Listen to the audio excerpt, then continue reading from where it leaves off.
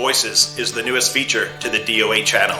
This is a podcast where the outdoors comes alive from the people who live it. Each episode brings you face to face with hunters, anglers, and adventurers as they share their stories, their lessons, and their voices. More than just tales of the wild, Voices dives into the person behind the adventure, capturing the grit, gratitude, and wisdom that make outdoor life unforgettable. Available in both audio and video, every conversation is posted on YouTube so you can see and hear the stories as they unfold. For years, I've invited you into the raw wilderness that captures those moments of the outdoors. Standing just yards away from big game, feeling the surge of adrenaline as an arrow leaves the string, and sharing the flood of emotions that follow a harvest. Alongside the triumphs, I've opened up about the hard lessons and the mental battles that come with facing the wild landscapes of Alberta. These experiences have built a foundation of authenticity and connection with my audience, and now I'm expanding that journey. Voices is where I bring in the people who inspire me.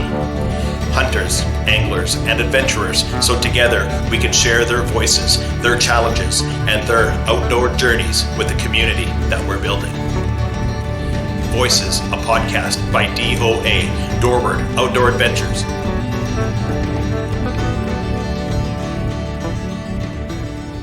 Voices is brought to you in part by Wapiti River Outdoors. Every elk hunt tells a story, and mine begin with Wapiti River elk reeds, crafted locally here in Alberta. Their calls are built for authenticity, and they've become the voice I rely on in the backcountry. Visit WapitiRiverOutdoors.com for all your elk reeds, bugle tubes, elk accessories, and trail cameras. Every once in a while, you meet someone who doesn't just spend the time outdoors. They belong there. Someone who carries the mountains, the muskeg, and the backcountry in the way they talk, teach, and live. That guy is Jarid Wulff. He's a dedicated husband and a father, a seasoned moose guide, an instructor, a volunteer, and a hunter whose adventures stretch from the deep woods of Canada all the way to the plains of Africa. But what makes Jarid special is that it isn't just the hunts, it's the heart behind them. Years ago, he gave my kids an experience through a volunteer program that left a mark on them and on me. That's the kind of quiet impact he has on people. Tonight, we're pulling back the curtain on the man behind the stories, the guide, the mentor, the dad, the volunteer, and the hunter who keeps pushing himself into new country. Jarid, my friend, welcome to the show. Jeez. Wow, I thought I'd be saving the tears for potentially later on or whatever. What an intro. Did you know there was that much good stuff about you? No. Could you just let my wife know? Or It's funny with all the podcasts that I do.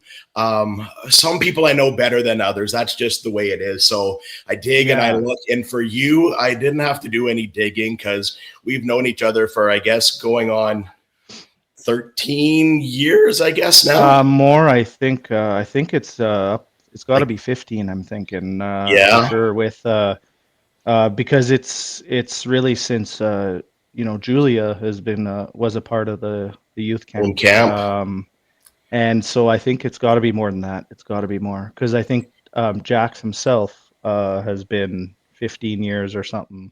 Yeah, well, you know what? A couple of years, or what was it? I know exactly what it is because the first time we attended camp, he was on his dialysis machine. We were waiting for kidney transplant, and he was only on it for 9 months. So that would have been the summer of 2013 because his transplant happened in November of 2013. So so I mean, I guess we're kind of already getting into it because we know we're that know each other that intimately that for some of the backstory for everybody watching of first off, the youth camp that Jeff is mentioning is a youth outdoors camp by Athabasca, Alberta. So the students will come in for their first year program and get their firearms license, boating license, and their hunter education all in the first week, all in 1 week camp. And it's very intense. And in that, in and when they're not in classroom, it's just nothing but shooting. And we went as students, and when we were 12 and 13, and I say we as in Samantha and I, my wife, now wife, and then probably it had to be around 8 or 10 years into our tenure at the youth camp that we got the pleasure of meeting you guys. Julia came as a student. Certainly, remember her vibrant her vibrant personality Her is awesome and energy, as welcomed. we like Yeah, to call it. absolutely, Yeah. absolutely. Yeah, energy. Yeah, yeah. It's awesome. And so obviously we would never forget that. And she, some of the kids go through the first year that I mentioned. Those are the courses in the first year. The second year now is more focused. If they come back, the second year is focused on leadership, more advanced outdoor skills, and more advanced shooting with some other types of firearms and stuff that some kids will never have the even chance to see or own in their lifetimes, just especially with the way things are going for Yeah. the nature of firearms laws. So I it's remember. really, really unique and special for to be able to do that. Yeah, I So remember yeah, when they we would. were introduced to it. Yeah. It was through SCI. It was before I was on Hmm. the board with Safari Club International. They kind of Yeah. approached me and said, "Hey, did you know that there's this camp out here and at Narrow Lake, and it's through AHIA and is it Alberta Fishing Game, Edmonton? I think it's Alberta Fishing Yeah. Game. Yeah. Yeah, Now the Alberta AFCA. Wildlife Federation, AWF. Yeah. Yeah. And they So gave me some information. I'm like, yeah, okay, what kind of camp is it? And they're like, well, they do hunting and fishing and like knife skills and a whole bunch of different things. And I'm like, yeah. wow, this sounds awesome. And again, Jax was on dialysis. He went on to dialysis. I Yeah. think it was in March of that year. And we signed up. And I remember Stacy was the director at the time. And I'm like, do you have power out here? I got a dialysis machine. And they're like, don't worry about it. We have everything. I'm like, what about food? And I guess I'll say a lot of worries, right? Especially with my disabled son. Jax is in a wheelchair. Yeah. He's on dialysis at night, not knowing what I'm getting into, getting him out in what I'll call the wilderness because it's a camp, but there's still elements of outdoors and everything else. And once I got there and met with, of course, Stacy and yourself and Sam and kind of just got a little bit more comfortable and seen the way that you guys operate that camp, I was like, wow. And it's something I still tell people about to this day. I said, when I went in, I would say my kids didn't have the skills or the confidence or the know-how about a lot of the outdoor skills. And by the end of that week, I watched them change, mature, get independent, be knowledgeable and confident with everything, like from the firearms to archery. And that's not just the safety, that's like skill and technique. And then even the overnight, let's go out and have the advanced camper show them how to build lean-tos and stuff. Like I was blown away. I said I wasn't going to cry. Yeah. But man, what that camp did for my kids, I can never repay all those volunteers in that organization enough. It gave them skills, confidence, and those life skills that they still carry today. So thank you. Yeah. Yeah. Hey, no, yeah, don't worry, I'm with you. We, the people that deserve the most credit is just our staff in general, because uh, those different challenges and stuff, and I say challenges lightly. Hear me out. You know what I mean? Just different things that we're experiencing by hosting uh, someone with the things that Jax was going through, and Yeah. watching our staff change the way they operated and accommodated, and getting him up and down the hill, and that damn wheelchair would die at the bottom of the hill, and his next class was up at the top of the damn hill, and we would hook a tow strap up to a side by side or a truck, or there was people that would just get behind him and damn well push the thing up. Like it was Yeah. just is incredible to watch, man. And it was incredible to watch over the like 15 is what I'm recalling years or something, Yeah. is him change, and nothing, and even everything besides outdoors, and the shooting, and the personality, the Yeah. independence, confidence. Confidence is the biggest one for Jax. Like he still is quite quiet like a mouse, but over the last, I would say 3 or 4 years, because it has taken, it did take that long Yeah. to get him around this corner. He had some confidence stuff, and just because he felt like he was being judged or behind, or and he never was, and he wasn't, Yeah. and watching how people treat and meld and accommodate, it was just impressive. So our staff, we run about for context for our people, there's 2 1 week camps that are separate. They're the first and third week of July, and at each camp we'll have about 70 kids, 75 kids, students per camp, and about 30 to 35 staff, depending on turnout, because it's all volunteer. We have 2 paid positions there: the lifeguard and the chef, because we have to, legally. And Yeah. like legally we have to, and those are certifications that we can't run without pay. And everything else is volunteer. Yeah. All the managers, the instructors, everything is volunteer. It's And incredible. And it's like you talk about the kitchen, and you would take that for granted. So if I share my own experience there, I came with Jax and Julia the very first year, and I was kind of like, I'm going to take Jax around and kind of help him. I was his muscle is kind of what it was. But you're right. Like the first year we came, he was in his manual wheelchair, the hill that goes up and down to the small bore and to archery and whatnot. It's a doozy. And then the next year you guys were like, come on back. We got people that will handle him. He's going to do his advanced course. And I'm like, great. What can I do? So I helped out in the kitchen in my second year. And I was like, wow, this is going to be easy. Holy crap. Like Chef loved the guy, and I learned so much for him. So for everyone watching and listening, Ian is a guy that instructs and teaches culinary arts for Nate. And he's the one kind of doing all this food prep and serving all the meals every day for the 6 days you're out there, and you're eating like a king. It's crazy, but yeah.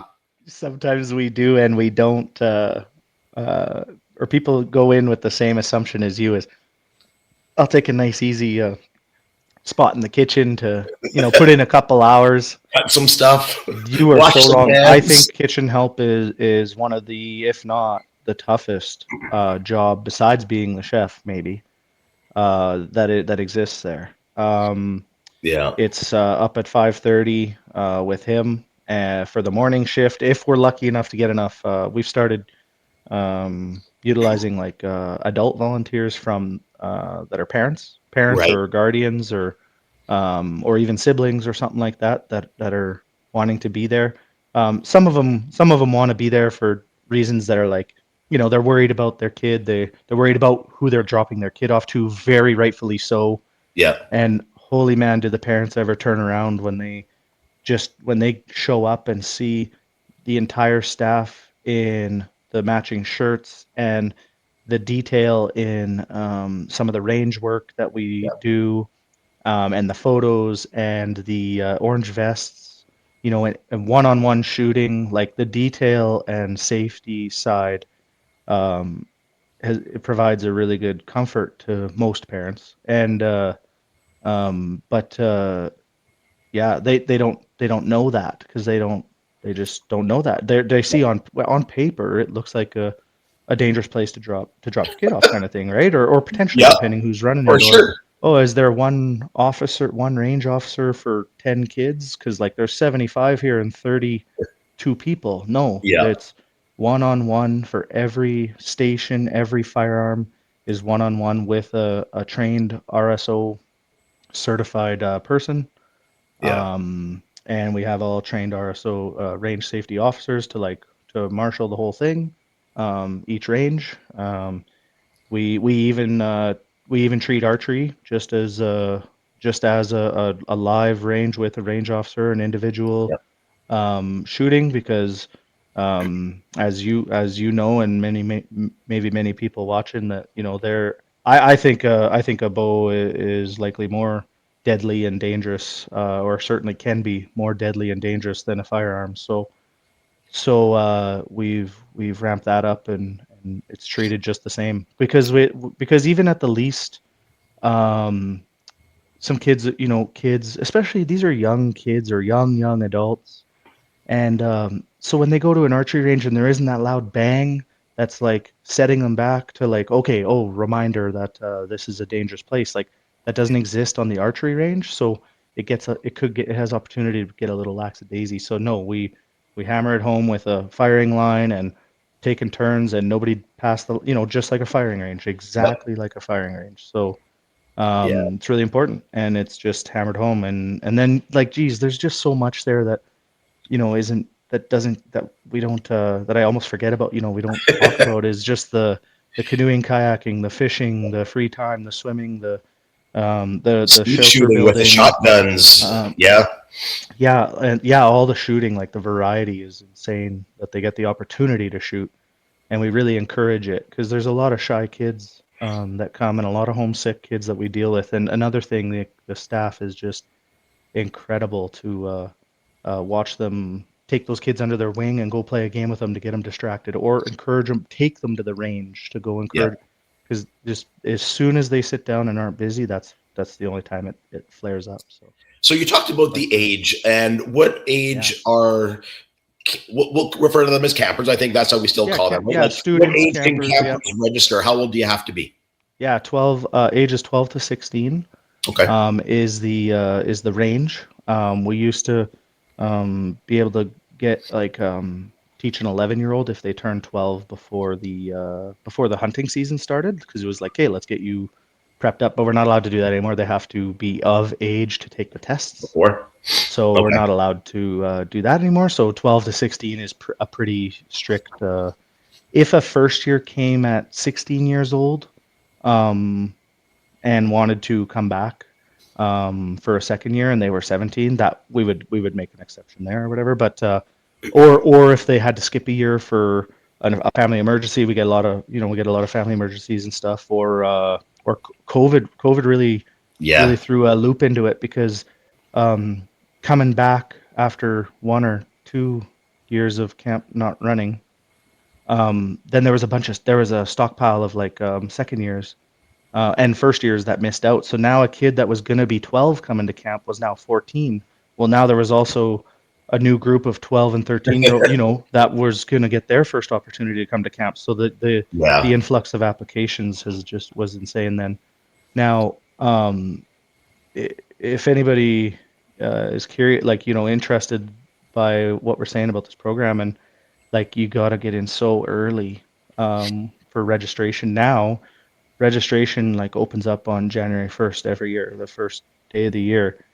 And over the years, it's been getting fuller and fuller quicker and more. And so now we're at like January 3rd full, or like we're full in a couple days. And sometimes that's just literally because that's the amount of time it takes for Sam to go through the emails. She'll have hundreds there. Like the waiting list is hundreds of students long. And I think what we'll do, like if you're watching this right now, I'll put up the information and I'll show the links in the website to where you can get in touch with Narrow Lake. And obviously this year's camp starts in a couple of weeks from now, like July 5th, I think. So is Sunday. It's a Sunday to a Saturday on the 1st and 3rd full week of July. So that basically the first Sunday of July is when the first camp will start, kind of thing. And then the next camp will be 2 weeks from that, kind of thing. So can you talk a little bit about your own experience and kind of the way it normally for sometimes it happens is a camper will come to week 1. They do all their licensing stuff. They're going to do their hunter's education. They're going to do their boater's license. They're going to do their firearm safety, and then do their test and whatnot. And then if they come back for the second year, that's what we consider advanced campers, and they learn more bushcraft, I guess you would say. Is that a fair assessment to call it? Yeah. So we had to adapt there quite a few years ago, because we used to offer the restricted firearms program, actually. Right. And they could take the course and take the test and get certified. Like for real, they passed the real test and everything, and they would get the paperwork with the class report showing their mark. And then all they would have to do, which was the toughest part, was keep that until they were 18. And then when they submit their paperwork, they could. But that, again, is not allowed anymore. They have to be 18 to take the test now. So that one's that's understandable for that one, because there's a gap there and whatnot. But so then it was like, okay, well, now we kind of lost one of our offerings for the second year program. Either way, we certainly weren't like lacking in applications and stuff. It wasn't hard to fill up or anything like that. It didn't change that. So then we just started doing more kind of what we were already doing. So they have longer classes of outdoor skills. They're basically outdoor skills and advanced shooting techniques. That's their 2 classes basically that they alternate twice in the day. Right. And then part of that leadership, they'll also take some of those first years and do some activities with them as well. That's right. Yeah. So, and leadership. Yeah. So, right. Yeah. Leadership would be the third class there. And actually what we're doing as staff members is from that second year group, especially in like the leadership course, but basically overall throughout the week, is we're watching these students to see if there's anybody that would be potential candidates to come back as staff members. And that's how every one of us has come through the program or come up into the program. Pretty much every one of us. Maybe not Chef. Chef didn't take the course, but no, he really has though, because he's subbed into some of the classes over the years and got the appropriate amount of hours in and stuff, and got some of his so it's nice to be able to get him some certificate. So he has actually kind of taken some of the courses. But we've all come through it. So I would have come when I was 13 years old, which came when I was 13 years old as a student, came back for the second year program, and then was asked back as a counselor. So then you come back as a junior counselor for a couple years. It's kind of a training and an investment to invite these people to the training weekends and stuff that we have, that we get sponsorships and stuff for. To get the training paid for, things like wilderness first aid, standard first aid. Wilderness first aid is an insane course. If anybody's ever, what a cool, very different I did it actually in college as well, but it's very cool. But so they'll come back as junior counselors, and then they kind of evolve into senior counselors if they stick around. Like not all of them do, and whatever, or some stick around for 4 or 5 years, and it's so variable. But there is certainly a very prominent core of staff that it's family to us, man. It's not even staff. Like these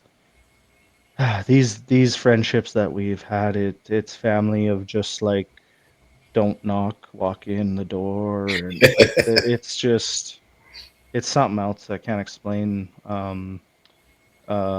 how blessed we are to have the friendships we have out of this, and the stories of success stories and stuff of just like there's a few like just particular stories, such as Jax's, and like going through what he was going through with dialysis in the outdoors, running extension cords to the supper table so he could run his machine but also eat with us, and like crazy stuff, man, like super crazy stuff that we were doing. And it's incredible because he gets to be there, and then he was included.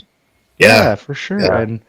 And he has been all the way, and part of a staff member, and like when I was talking about his confidence, it's like we had him like kind of running a range and stuff, and so to hear him bark in order, it's like, holy shit, what was that? Like, I've never heard you do that. That was awesome. Like, you had to use some authority. You took control of the situation, and then you've seen something and it's so he wouldn't have done that. Like, he didn't have that for a long time, to us anyway, right? Like, just because he's surrounded by, it's also a lot of people. There's a big number of humans, like, all in one spot. So watching him grow, and that was pretty cool. But do you ever look at it and reflect about the impact you've had on so many kids that come out there? Does it ever come full circle to you where you've made a difference? Does that ever hit you?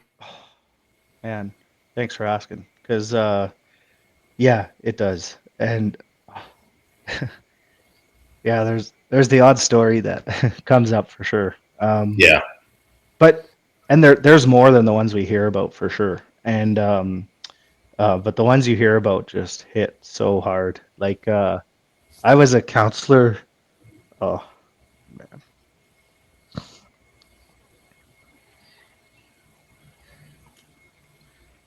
I got Kleenex on my end because I have a really bad cold, but here, give me one. This camper, I think it was my second year of being a counselor. So, I'm still a junior, still trying to kind of impress and fit in and do my thing there. And we had a camper that got dropped off, and the parents just pulled in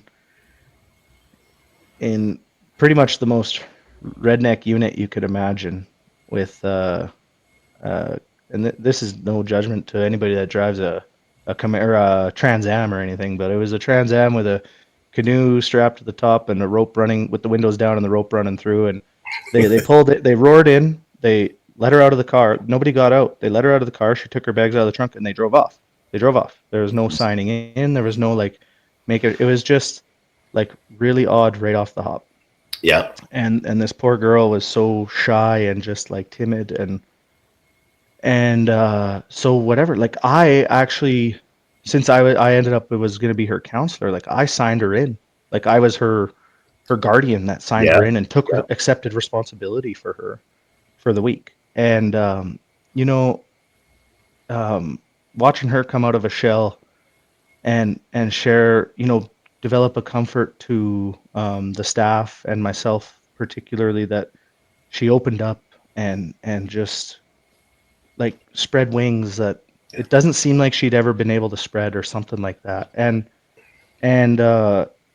you know, I got the stories back to me, and I don't think it was from her parents. I think it was from her local fishing, somebody in her local fishing game club just came up. Oh, jeez.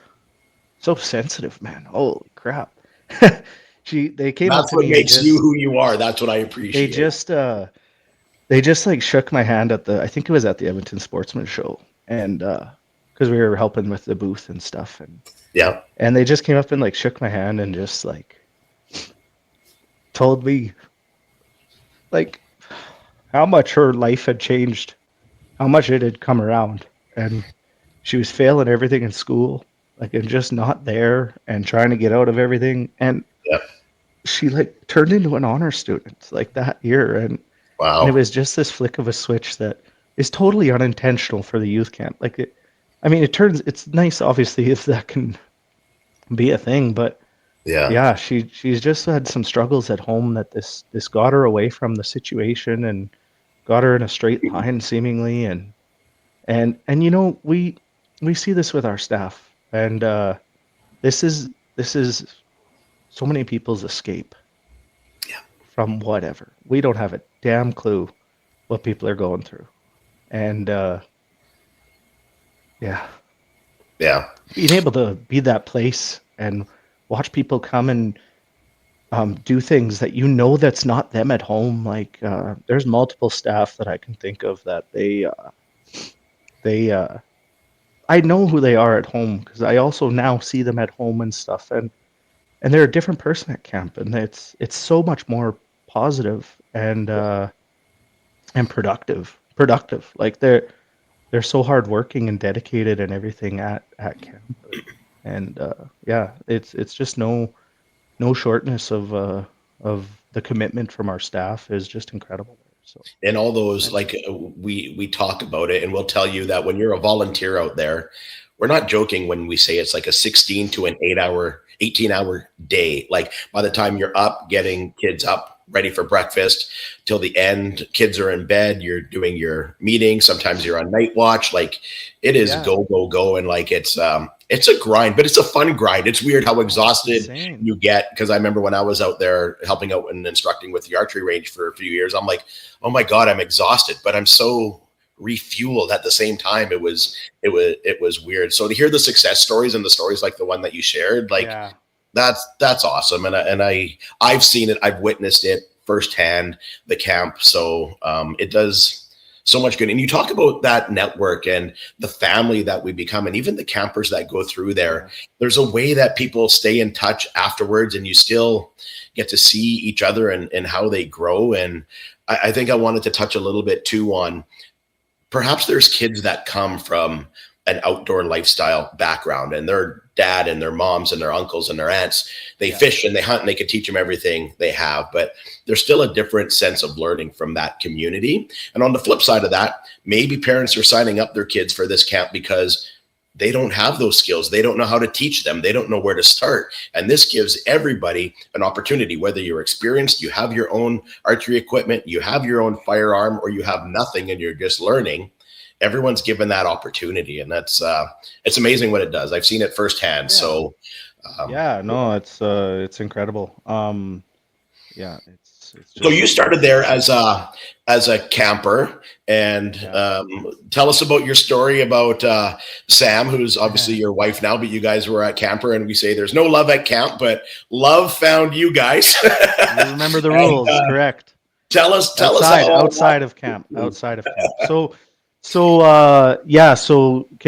then Sam was actually there 1 year prior to me. She went when she was 12. We're the same age. We're like 6 months apart.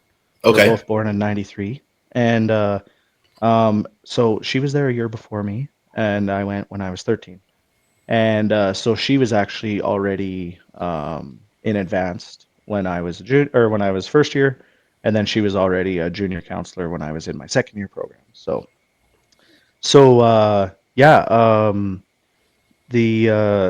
so then we were counselors together, not together, like we weren't together yet or anything. This was a long process, and I love reminding her about it because it took many years. And but anyways, whatever. So that we were counselors together and stuff, just this big family, and then we both there was an opportunity or some need for some managers or a manager. Yeah. And Stacy at the time was didn't see a better fit than the both of us to step in as managers because we both kind of had different like niches that we could offer to make a good management system. So, and that's exactly what we did. So then we were managers together, and then outside of camp, that's likely around the time that we started dating and stuff. And I don't quite remember the years there or whatever, but yeah. So the camp doesn't stop there for being part of the life. Like we would go there camping and stuff with our family for some like educational weekends and stuff like that. Offer a course or some shooting training, and stay there the weekend. So actually, like maybe I'll send you a snippet of the video to plug in, maybe. But on the range, um, we had the whole family there. Like it was our personal family that was there, and I told Sam, hey, like the girls, there's some girls that are a bit shy to try shooting, so can you please come up and show them that it doesn't kick and the proper form and stuff shooting and a rifle at the rifle range, the big bore range. So okay, yeah, so that she believed that or was like, yeah, that makes a lot of sense, and she understood that, so she came and she sat down, and the range is hot. Everybody's got earmuffs on and stuff, and I was the range officer right behind her, kind of thing, and yeah, she looked down the scope and there was a sign at the 100-yard mark asking, "Will you marry me?" And my whole family, like our whole families were there and everything, and it was just quite an awesome experience to tie into the again, camp being so big in our life. So Yeah. it was pretty awesome. And so yeah, then engaged and somewhere around then Sam would have started directing, I believe, as well. So then Stacy, the old director, had finished her tenure, and Sam stepped in, and Sam's been directing. I don't know how many years now. Do you recall? It's got to be 8 or Yeah. it's got to be 8 or 10 Been a years while. or something like that for sure that she's been directing. And then I stayed a manager, and then I had another manager, Shannon, that me and her worked with together like for years again. And throughout all this too, kind of while I was when I went kind of from counselor to manager, I also became a certified hunter education instructor, and I started helping out with that with Leonard. Leonard, an absolute saint, like incredible, genuine. I don't know if you'll see this, Leonard, because it involves electronics, but buddy, I can't wait to see you in a couple weeks, and it's been an absolute blast and a pleasure working with you over the years. And yeah, that's actually what I still do. So the whole time managing, I had helped out or taught the instructor hunter education portion, and then now I've handed off the manager duties, and now I'm just a measly instructor there now again, and I take orders. Letting that next generation take over, right? Yeah, that's right. Yeah, and go figure. My wife is my boss at work, and my wife is my boss at camp. And yeah, so no, I'm instructing, and then we have a pretty good system now because we've also had 2 kids. So we got a 3 and a 5-year-old, and Quinn and Oakland, and they come to camp with us. They are part of the whole family, and the family is incredible at taking them on and distracting them, taking them aside if we're busy with something operationally, or busy in classes, teaching courses. So it's been awesome. So when I'm teaching, Sam is kind of parenting and looking after the kids or someone else, and then when I'm not teaching, Sam's doing a town run or something to go get fresh produce or something like that. So you talked about the video for your proposal, and I remember when that happened, and I remember seeing it. Hopefully we can include it in here, but it was funny as she looks, and then she's like, oh my God, and she looks at you, and of course emotions are going. Your RSO didn't leave you because you were like, unload the gun, unload, like she was loaded right at, you're like, unload the gun, unload the gun before you give me a hug. There's a live firearm sitting there, like, don't leave it, and like that, I know I'm not alone in this. All of us staff and the students, I see it in the students as well, because now I've hunted with a few of them over the years, and you can just see the ingrainment of safety, firearm safety. That finger is just straight out, not even getting close to the trigger or trigger guard the whole time until they are, and they're not loaded until they're certain and determined or decided on the target. And like to see that transition and be hammered home so well works, and exactly that. I just proposed to my wife, and I'm still like, the thing on the top of my mind is the firearm safety side. It's crazy. It's awesome. And so we unload it, make it safe, and it's kind of funny. And the ingrainment of that like practice is so tight. It feels wrong shooting people with a Nerf gun. Like it's really weird in a way. Like but it's so good. It's so positive. And witnessing it firsthand, I can tell, like, it's like you say, it's one-on-one when you're at the line with the range. You're walking them through everything. They have questions. Everyone is patient. It's nice to see. And it's nice to see happen, and children learning at such a young age, because then, like anything, once you learn something at that age, it just tends to stick with you, and it's ingrained into your muscle memory your whole entire life. It's just so natural. We don't even think about it. I would say my biggest, and we'll talk about it in a little bit here, my biggest struggle where I'm challenged with firearm safety would be guiding. Is like I really, really dislike having one, even though it's legal. I really dislike having one in the chamber ready to go with the safety on. Whether the safety's on or off, I don't give a shit. Sorry, excuse the language, but I don't care. It's unloaded. I will take the chance of whatever animal hearing me. I've gotten pretty damn good with, and since I do that so much, I've gotten pretty good at loading very quietly.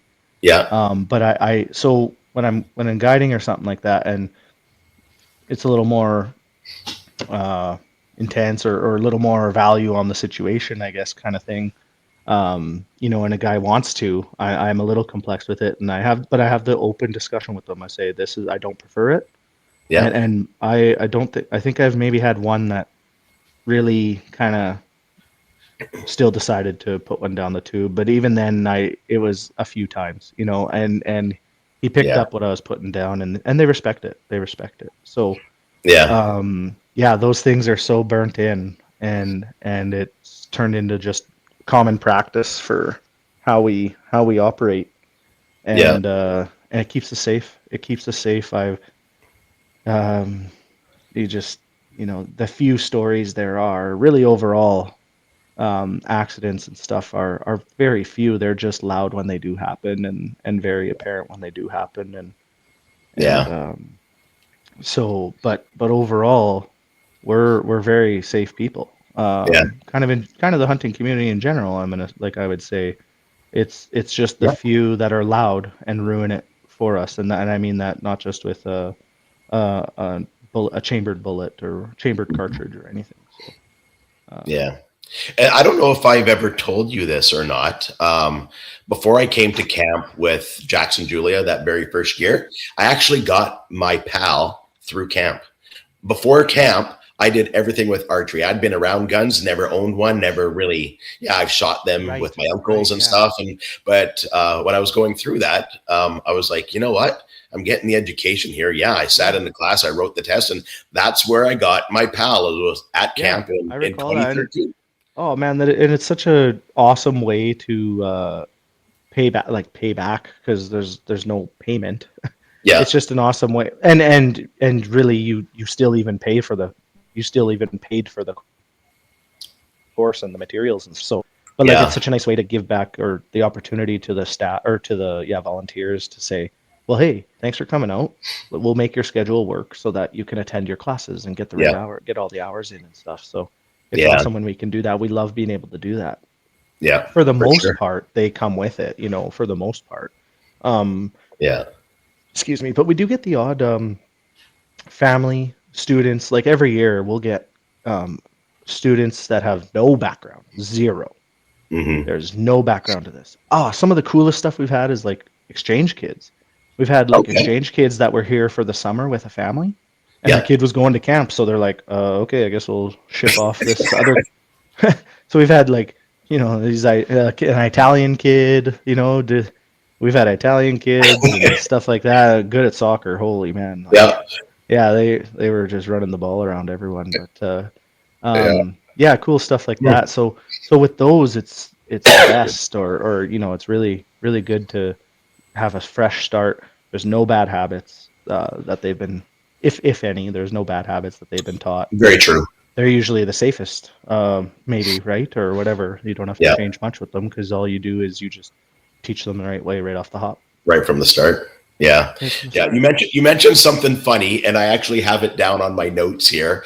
So you talked about Sam, your wife. She's your boss at camp. She's your boss at home, and of course you're hunting with her kind of on a regular basis, I'm assuming. And Sam, I mean, no disrespect when I asked Jarid this question when you're watching this, but is it hard to hunt with your spouse? Nice. Am I putting you on the spot? I'm just checking. No, I think it's easier in a lot of ways, except for when she doesn't listen. But the only challenging thing I would say is the level of seriousness with it or whatever. Like I'm a little more intense with it than she. She just loves being out there, because that is one of the things that we do just the two of us. There's lots of activities we do together that are unique for sure. But you guys do a lot of stuff outdoor. Like you guys do camp, you're doing snowmobiling trips all the time. You're doing hunting. Like you guys are doing it together, and it looks like you're having a lot of fun. So you're doing it right. Yeah, and when we first started having kids, when we were having our first kid, there was a lot of people, I'll say, inquiring, like, oh, well, you're going to have to quit sledding, or, oh, well, only one of you is going to be able to go hunting, or you have to quit doing demo derby, because I do demolition derbies as well. And no, like we've adjusted, and we are yet to also really fully, because now they're not in school yet, and they're not involved in all these sports and stuff yet. So some of that is to come for sure, where there's going to be some more sacrifices. But guess what? Like we had a newborn and a 2-year-old for 10 hours to Sicamous, on the drive to Sicamous, and they were just brought up right from the get-go to long trips to the mountains, whether with a fifth wheel or with sleds on a sled deck or whatever. They were brought into it right from the beginning, and so it shocks a lot of people, and we're also very blessed to like have Sam's mom comes with us to the mountains as well, so she's also in the truck with us, and she'll hang back and watch the kids while we're on the mountain sledding. So we do certainly have unique like things that we're very thankful for. But yeah, we found a way. We don't have to give it up. We don't have to give up hunting and stuff like that. If anything, like this is an opportunity to bring them.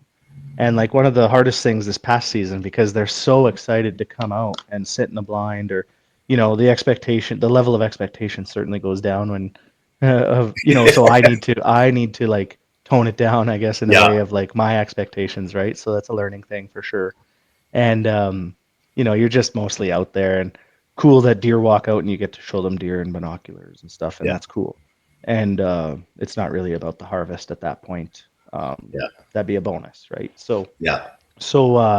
Is it hard to hunt with your spouse? I'd say it's a great opportunity with some one-on-one time away from kids and with kids, both for sure. This past November, we had a bit of we had a tag scenario where we had Sam's general bull elk tag, so we focused on that, and I had a late season cow elk, antlerless elk tag for late season, so December 21st to the end of February or March, whichever it is. So we really focused on getting her an elk in November, and then if we did or didn't get her one, we kind of had the insurance of my antlerless tag later on. And so unfortunately, we hunted hard. We hunted hard, and she did really good. She held in and came along, and we had some opportunities, some really good ones. That just the clock was against us. Like I'm talking, lined up, broadside, got between the elk where they were feeding and the bush line, got laid down 200 yards, broadside. They were walking past, and I think we needed. It might have been 4 minutes. It might have been 4 minutes or something, and the target elk was there. Like there was a little like a bachelor herd, and mid-November, and the target bull was there. He left like second, and then the fifth bull left like with the 4 minutes left, and we would have happily. He was legal and everything. We would have happily. When it comes to hunting in general, we're very much meat hunters. Yeah. We don't do a ton of particular trophy hunting. Like we've had certainly some good successes, but it's not necessarily intentional. Like meat is primary, and that's what. Like our girls just love meat bites, and they just love all the wild game, and I even now go shoot like harvest like wild boars. As the pork portion for our wild game. We kind of harvest deer for sausage. We'll take like the prime cuts off a deer, and then the rest goes to like kubasa, pepperoni, and spice it up. And then we try and harvest a big game, like a big game animal for the prime cuts and the burger and the steaks and the roasts that we do all ourselves and stuff. So and we're very thankful to the family and families that we have help us with that and the processing and host us out there on the land and stuff like that. It's such a blessing to have all that. It's not like it's not given. It's earned and kept, and it's family, it's relationships, it's certainly part of it, and but at the least it's just such an awesome opportunity to have. If I remember correctly, you have a pretty cool story to share about I'm going off memory, Sam's moose, but you were also packing around Quinn. Is Quinn your oldest one? Yeah, Quinn's the oldest. So so she would have been born in March, and so November come around and Sam had her moose tag. So there's a picture of I mean, again, you kind of got to lower the expectations when you're bringing a 6-month-old on your hunt, but same thing. It was like, well, Sam and I have to go, and we either didn't have childcare or didn't really try to get it. We're like, oh, they're part of the family. Let's go. So we put them in a snowsuit. It's like you're going grocery shopping. You're bringing the kids. Baby kid, like got all the hunting gear, like my hunting gear on, and then a baby carrier on the front. So this like in a snuggly type thing. Like they were in their onesie, and then a carrier, so they were warm and it was good. And we brought earmuffs and everything, and made sure the face was covered, and so you'll see in the picture. I noticed the detail of the sky in the background. It's actually already quite light, like light out. It's not legal light quite, but it's really close to legal light. So, this is morning, obviously. Morning, I wouldn't. So that was like wake up at whatever, make our drive, and get to the field or get to the spot that we park and walk because we do put on lots of miles on foot and to get to this particular spot and so we have the baby carrier. So then we had another unique tag scenario that year was I had a cow elk early season cow elk tag and Sam had a bull moose tag. So we're hunting at the same time. November. It was it must have been November. I don't know, early November or whatever. But it was quite cold actually. It was colder than what the more recent early Novembers we've been experiencing that haven't been cold. They've been quite mild. There wasn't snow, but it was very brisk, especially for having a 6-month-old out. So make sure they're protected and safe and yeah. So I started out with the carrier because it was most likely that we would probably see a moose out there. Right. And that was the harder tag to get. So the focus is on these moose. So we start our walk in and on a trail, like a slash trail, whatever. It's just basically along a drainage ditch. And we start the walk in and things are going good. And we start to get to probably about 500, 600 yards to kind of where our final approach is, to where we're going to hopefully see animals feeding in the field and hopefully be kind of between them and the bush line where they go to their protection. And the coyotes the coyotes are always yipping away. Like the coyotes are doing just as well there. The coyotes are doing real well. So they're yipping away and stuff, but they're quite close. And it's the only time in my life that I've ever felt very threatened and scared from a coyote. It was tense. Like and I know people might laugh because coyote like grow up, but I also have a 6-month-old on my chest here, and rifles, and Sam's wasn't particularly comfortable either. So now I'm trying to protect a couple people and keep myself calm. But these coyotes, they had to have, like, the more I play this, I just cannot, because it's never really happened besides this day.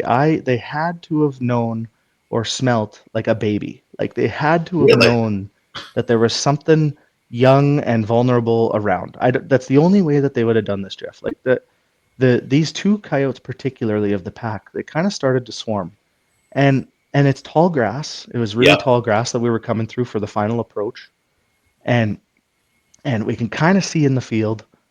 I'm not really focused on the field quite yet, but these two coyotes come, and they're coming down the little grass trail that's kind of packed, but they're very blended in with the tall grass beside it. And there's one that came, and he split off, and he went down into the drainage ditch, and he come like within single-digit yards of us, and then let out a full-on howl, like right beside us, man. And not showing any fear, obviously. No fear. It was wild. And then the second one was coming at us as well, and then he hopped off and then stayed dead still. And so he hopped off the little trail to where we couldn't see him, and I think he was waiting for us to continue our walk and get close to him. And the other one at this time would have been behind us. And man, it was just so uncomfortable. And then during all this, I see, oh my gosh, sure enough, there's a herd of cows, elk, out in the field feeding. So now I'm like complexed because legal light's about to hit. I don't want to shoot these or even do a warning shot to these coyotes to tell them, hey. So I don't want to spook the elk, but these coyotes are just being like crazy. Like it was just insane. So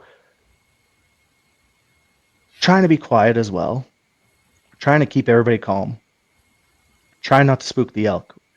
We did pretty good, and eventually was able to get these coyotes off, but the second one also went to the same spot as the other one did. And once he got past or in line with us, I started walking again and kind of did a rake of a tree or, just kind of something to tell him that we weren't whatever. Maybe a little whistle. I don't even really remember. This was just such a whirlwind of a hunt that turned into so insane. So, okay, now I have the baby and I have the cow elk tag. So now we're past the coyotes. Well, now we're switching baby. So I'm taking off the harness and putting it on Sam. And we've got rifles on our shoulders, so we're like swapping and holding and navigating this baby carrier and getting it buckled up, trying to be quiet. Like, no kidding, the elk they're onto us. Like, they know what's going on. Yeah. I don't know why or how, but they did give an opportunity, and they did let us do the final approach, even though they were pretty much watching us the last 200 yards of sneaking up. They were watching us. And I was just already so flustered, and I waited for one to split off, and I shot, and I missed, or suspected missed. I had a clean miss. I knew right away. I if there's one thing about my shooting, I have a very good feeling for what happened after the shot, kind of thing. Mm-hmm. Like I seem to have that, and I was just like, oh man, I missed, and then all the elk bunched up and were running off the field all together. So no chance of like either seeing a wounded one or follow up, or like there was no chance of that, and I didn't even bother. I was just like, nope, that was my opportunity. Fair chase principle, thinking of like fair chase for the animals. They gave me the opportunity. It would be unfair and unethical to do anything but what I did. Yeah. Okay, so all these elk, and then there's some other animals that started to probably leave the field from further away. Well, then at the back of this quarter, I see these two moose coming over the hills and starting to head back to the bush, to the safe place. So, okay, the elk are done. Now there's moose. Okay, so now we're switching the baby back. We're getting the baby back, baby carrier, but we're also like kind of trying to run because we got to cut them off because they're going straight perpendicular to us, straight broadside to us, and they're at a full quarter away. So then we're hoofing her, trading baby, grabbing our gear, and yeah. So we get to the back. Sam's kind of like, no, like just late, like it's not gonna happen, or no, we couldn't even tell if they were bulls or not yet, but I just suspected they were because it was two pretty fully grown moose hanging out. So I just kind of suspected, and again, we didn't care what the size, we just cared that it was an antlered moose. And we got to the back, we got to this high point of a hill, and we got Sam laid down. I took the baby, took Quinn off.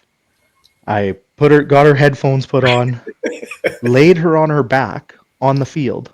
Yeah. And she's just laying there, just looking up with her earmuffs on. And now I'm the spotter. And now I'm like, hey, they're both bulls. Yeah. The back one, whatever, looks a little bigger. They were both pretty much same, but take the back one, longer time that it's out of the bush kind of thing, whatever, for follow-up or whatever's needed. And she was like, hey, you're feeling good? Let your breath relax after we hoofed it across the field. Yeah. And she is like, hey, I gave her a range, and it was 330 yards, and she let one buck, and boom, like absolute, very evident smackaroni. Very good ethical, very good shot, and the placement looked good. I even like kind of seen where it hit, and it was like, oh, well done.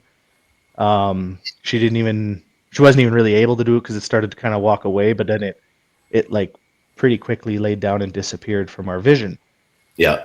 And it's just like, oh my God. And so we like cheer and hug, and then, oh yeah, we got a baby here with us, and pick the baby up, and so you'll see the picture.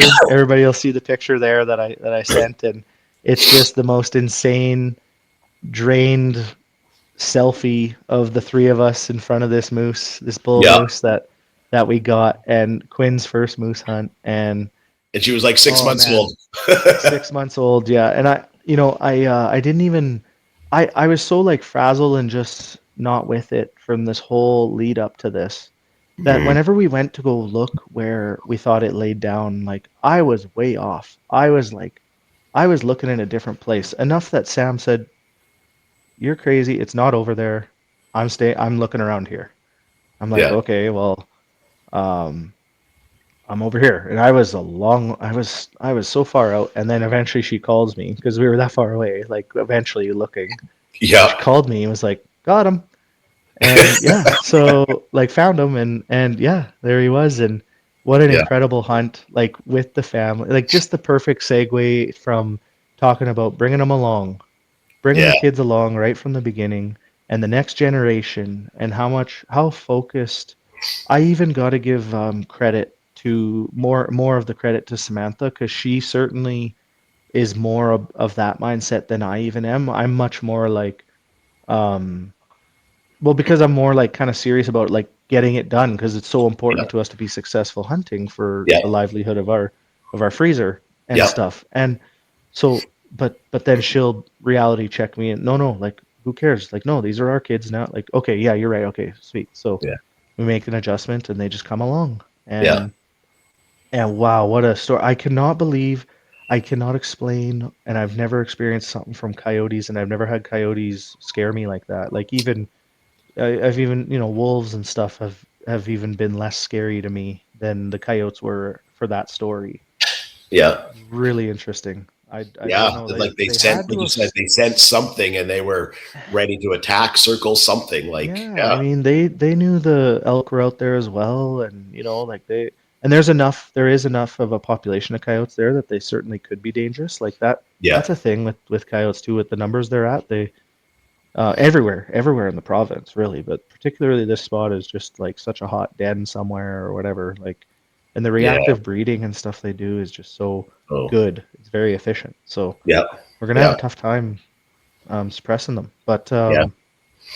well, Hmm. someday disease will likely take it, run its course, and Yeah. hopefully, and it's unfortunately it's probably going to reach, other Yeah. canines as well, and Yeah, because I think we talk about it. Maybe some people don't talk about it, about those moments in the woods and the outdoors where something does, I'll use the word scare, that makes you a little bit uneasy, like, well, what's happening or what's going on? And you have to play smart about it. And then for sure, you with the 6-month-old on your chest and your wife, and like, man, there's a lot of adrenaline going through. And oh yeah, man, the flipping the baby back and forth was just hilarious, because we like just trying to anticipate it. Like, okay, and sure enough, we were wrong in the anticipation of, oh no, sure enough, we're going to get an opportunity. yeah, An opportunity on an elk. yeah, And okay, so we're switching, and then immediately moves. Okay, switch back, and then baby down, and then like put the baby down, and then I'm spotting, and I'm giving ranges, and yeah, guiding. It's really interesting to like it being a bit of a guide for like a bit of a side gig for, well, basically one hunt a year is what I do. yeah, But and then get right into November, and I love being able to carry that on and guide. I kind of look at it to guide my wife. She doesn't need the near the attention and and whatnot that some of the yeah, hunters we see yeah. do, but So yeah, although your girls are relatively young, 5 and 3, are yeah, they? I mean, of course, with the lifestyle you and Samantha lead, they're outdoors all the time. But yeah, are they interested in the hunting part yet, or what's their draw to the yeah, outdoors? What do yeah. they like doing? They are very aware of the process. They're very involved in the butchering. We don't give. They don't even really, or might get some smack from some parents or something, but they don't get like fake knives even when we're butchering. Like, no, they will hand them a real knife to try, and Right? obviously they're 3 and 5. They're not, the product's not gonna, but and if they cut themselves, they cut themselves. We're close, and we're close to them obviously, and as responsible as we can, but they Yeah, also use the real thing and learn right off the hop. Like, yeah, yeah, that's a sharp knife. You yeah, can cut yourself, and so yeah, they're aware of the whole process. We don't shy them away from any of the gutting, the skinning, the hanging. yeah. They understand it start to finish and aren't scared. I mean, they're certainly a little intimidated when there's a skinned and gutted animal, or deer Hanging. or moose particularly, hanging on a tractor and in the shop. Yeah, Like, but they're not scared of it. They're just like right. more mesmerized, I guess, more than anything. And yeah, And that's our that's one of food. It's very important that we take yeah, care of this. Like yep, temperature, we obsess over temperature and time and length that it's hanging, and yep. that'd be an interesting topic. I'd like to get an opinion on length of hanging, because I kind of have a personal opinion on it, but yeah, they're not shied away from any of it. They they yeah, it's really nice. They nice see the full circle, and that's some of those things that we talk about. They're not the pretty parts. They're not the look, it's a field picture with a sunset, and I'm that's right. Yeah, petting the hide. It's the work part of it. Yeah, yeah. that's It's good. not all beautiful and clean or whatever. Like but it is ethical and as really as organic as it gets. Yeah, That is for sure, and that's something we teach them. Is like, you know, relatives and stuff that come for suppers. They yeah, are if they know when they're coming here, they're likely eating wild meat, yeah, and some of them just can't talk about it, but they love it, but they yeah, just can't literally hear that it's wild meat. If you don't yeah, say it, they're fine, and yeah, and it's really interesting. But I do a lot. I always make a point to like thank them or like tell them how like I'm proud of them. Like I'm proud. Like thanks for trying it. yeah, Thanks for yeah. Thanks for figuring out a way to and they do end up being like, oh, this is really good. Like yeah. yeah, I get what you're saying. When Shanez and I got together, her background, she's never had anyone in her life that hunted. And when we were getting okay, together, I'm like, I don't think you understand how much time I dedicate in the fall. She's like, yeah, I get it. And I'm just like, no, I don't think you do. And it's funny, at the time, her middle child, Niana, was almost at that point, and I'm trying to think how old she was. Maybe 13-ish, somewhere in there. And she was on the verge of like, I think maybe I want to be a vegetarian. And I'm like, oh wow, how is this gonna work? Right. And I'm like, okay, that's fine, whatever. And I start getting the wild game coming in, start cooking a few meals for them. And it was like, wow, this is good. Like they completely changed not their mindset. They were never against it, but just weren't exposed to what you can do with it. So good on them to be open-minded enough to allow that to try it. Like that's all we need, or that's all we ask, or or we don't even ask it. It's or you can't really ask it, but that's all we need is the opportunity to show them how good, clean, how much we care like about the processing. And like I'm very particular when it comes to the temperature and stuff, and I probably over obsess over it, but it's okay. Like it provides a really good product, and the help we have from the family and friends. Um, they're just as respectful. They're just as good or better even or whatever with that, and so it makes it easy because I don't have to be the only guy that sees a piece of hair or doesn't like that piece of fat or gristle or whatever. So so then so for example, so what I was getting to, off on tangents and stuff. all good. But so last year when we were focusing so hard on Sam's elk all November, and we didn't end up getting harvesting one near the end of or about mid-month actually. She harvested. We were sitting in a blind waiting for hopefully the elk to come out and feed in the evening, hoping they were going to come out early before dark kind of thing. And when we were doing that, right near last light, this buck came out that turned it into a deer hunt. It was no longer about an elk, and it was a buck that we had gotten on camera, that my friend had gotten on camera. Half a mile away, about 15 or no October. It was between 15 to 30 days beforehand. We had gotten them on camera, and it was like, whoa, okay, that's a.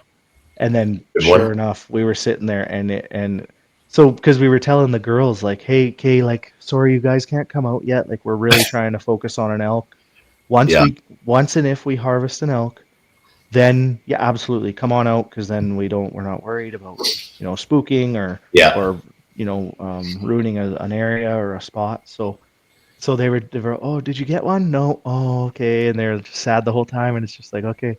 So then November 15th or so, Sam harvests this monster buck, and then we come back and we're all excited, and the girls are just hyped up and throwing on their snowsuits, and because we had a lot of snow and stuff, and they're just ripping ready, like, now we get to come hunting, and they're just like so excited, and we're like, ooh, actually, it's deer that we got, that mom got, so we do still need to go by ourselves to focus on an elk. So it just hurt the heart a bit to break it to them that no, but because they were so right in what they were thinking. Like, okay, you got your animal now, mom got her animal now, and we get to come. No, and they didn't get to. So we did make a point to, like, I think it was even December 1st or something after the season was over, to just go for a walk out there and go sit in the blind and watch with the binoculars, kind of thing was what we did. So but do you guys get out to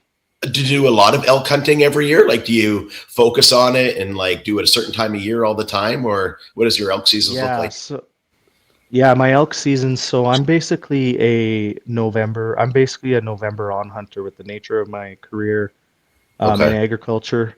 And do you shoot archery at all, or no? I can't remember. No, I shoot very recreational. Like, I wouldn't say I'm at a level for being confident or ethically to be ethically responsible to go and take a chance at an animal. But I do I'll go and shoot a couple times at camp, kind of thing, just to whack the dust off the strings, kind of thing. And so the only thing I've really done is like carried a bow to like go set up trail cameras in September or something like that, kind of thing. And then but now, like, with my career, I'm very busy October, basically the month of October, after the farmers are done harvesting. We go and we do a bunch of field work and spread fertilizer and stuff like that in the fall. So then that takes up my October. So I am able to sneak away for 10 days of the moose rut, like right at the end of September, early October, to go do my one hunt a year of guiding. And then I'm right back to work for the month of October, pretty much. And then it usually touches in a few days in November, but they know even on November 1st, if there's still work to do, like I'm probably not there. So and so I am pretty much a November on hunter, and by on, even beyond November, I mean, like, we take advantage and use like the late season cow elk draws and stuff in our zones that we hunt. And so winter hunting, pretty much when it's real cold. Colder the better. Like, colder the better is like -20 is the elk killing weather. If it's not -20, like, but it is super interesting. I know the opposite of that, because I'm out there on September 12th at +30. So yeah, exactly. So it is really interesting, the two, like, difference in dynamics of our timings of what and how we hunt, and listening to your podcast about, like, with Mr. Wapiti there. What's it, Trevor? Travis. Travis O'Shea. Yeah. So listening to that, it's so different. Like, listening to him talk about the reeds and the timing and the styles and the, like, I just have a chirping reed, basically, because I'm not actively calling anything in. I'm just looking to get the attention to stop one, whether it's for the first shot or a follow-up or something like that. Like, it's mostly like post-shot or right before the shot scenarios that I'm just chirping in hopes to, like, get that little, because it's so different, because I'm trying to not be seen and heard with the way we're hunting, because they're so herded up. There's lots of them. There's tons of eyes and ears. Yeah. And depending how much snow's on the ground, they're doing different things to find food. So exactly. So more snow does help. And so, I'm trying to catch them out in the open mostly. And is that how you got your big one a couple of years ago? That monster giant that I remember you sent me a picture of, and I was just like, "Holy crap!" I did, actually. So really cool on that one particularly. Well, a couple things. So, with the land that we hunt and the permission we have and stuff, because it is mostly private land that we're very thankful we get to hunt on. But, like, it's not handed to us. We work for it and maintain relationships and are, make certain to do that. That's really important to us, because I just know what some of the others are doing to us as a group. But anyway, so it had still taken me like 6 years of, like, actively, like, okay, I'm gonna get an elk, and I didn't care. It just needed to be 3-point or better. We're just meat hunting. When it comes to elk, like I'll never turn. To this day, this could change or whatever. I'll never turn down a legal bull. Legal bull. Ever. Neither have I. For now, Yeah. right? So, Yeah. and that could change in life or whatever. But I just can't see a scenario where, like, especially with the appreciation I've developed for these animals, and that I know you have, like, I just couldn't imagine passing on a harvestable elk, like a legally harvestable elk. I couldn't imagine. So I think I'm a lot like you. Like when we say you don't go after trophies and whether we call it meat hunting or whatnot, my choices in the field depend on what's in the freezer at home. If I can have enough where I'm like, you know what, I got a half of an elk in there and I still got a half of a deer and I'm doing all right, I'm going to try to be a little bit pickier on whatever I'm hunting next. But if my freezer's empty and I'm like, oh man, like I love to smoke meat, I love to eat, I want it filled. So I'm in that same boat.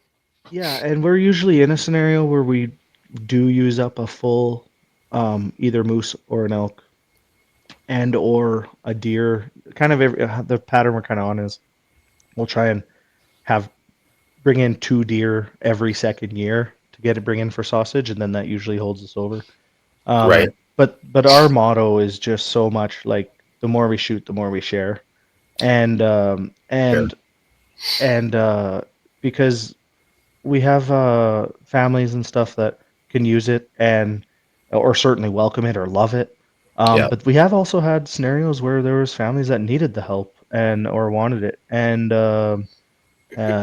even like somebody who was sick and wanted like the bones and stuff because they were trying to take a very natural approach to it. So yeah, absolutely, you can have that so no, yeah, we just share more, and because it is crazy that when it was the 2 of us, and even now, like, it's just 2 little girls, but they sure mow down the plates. They're still consumers.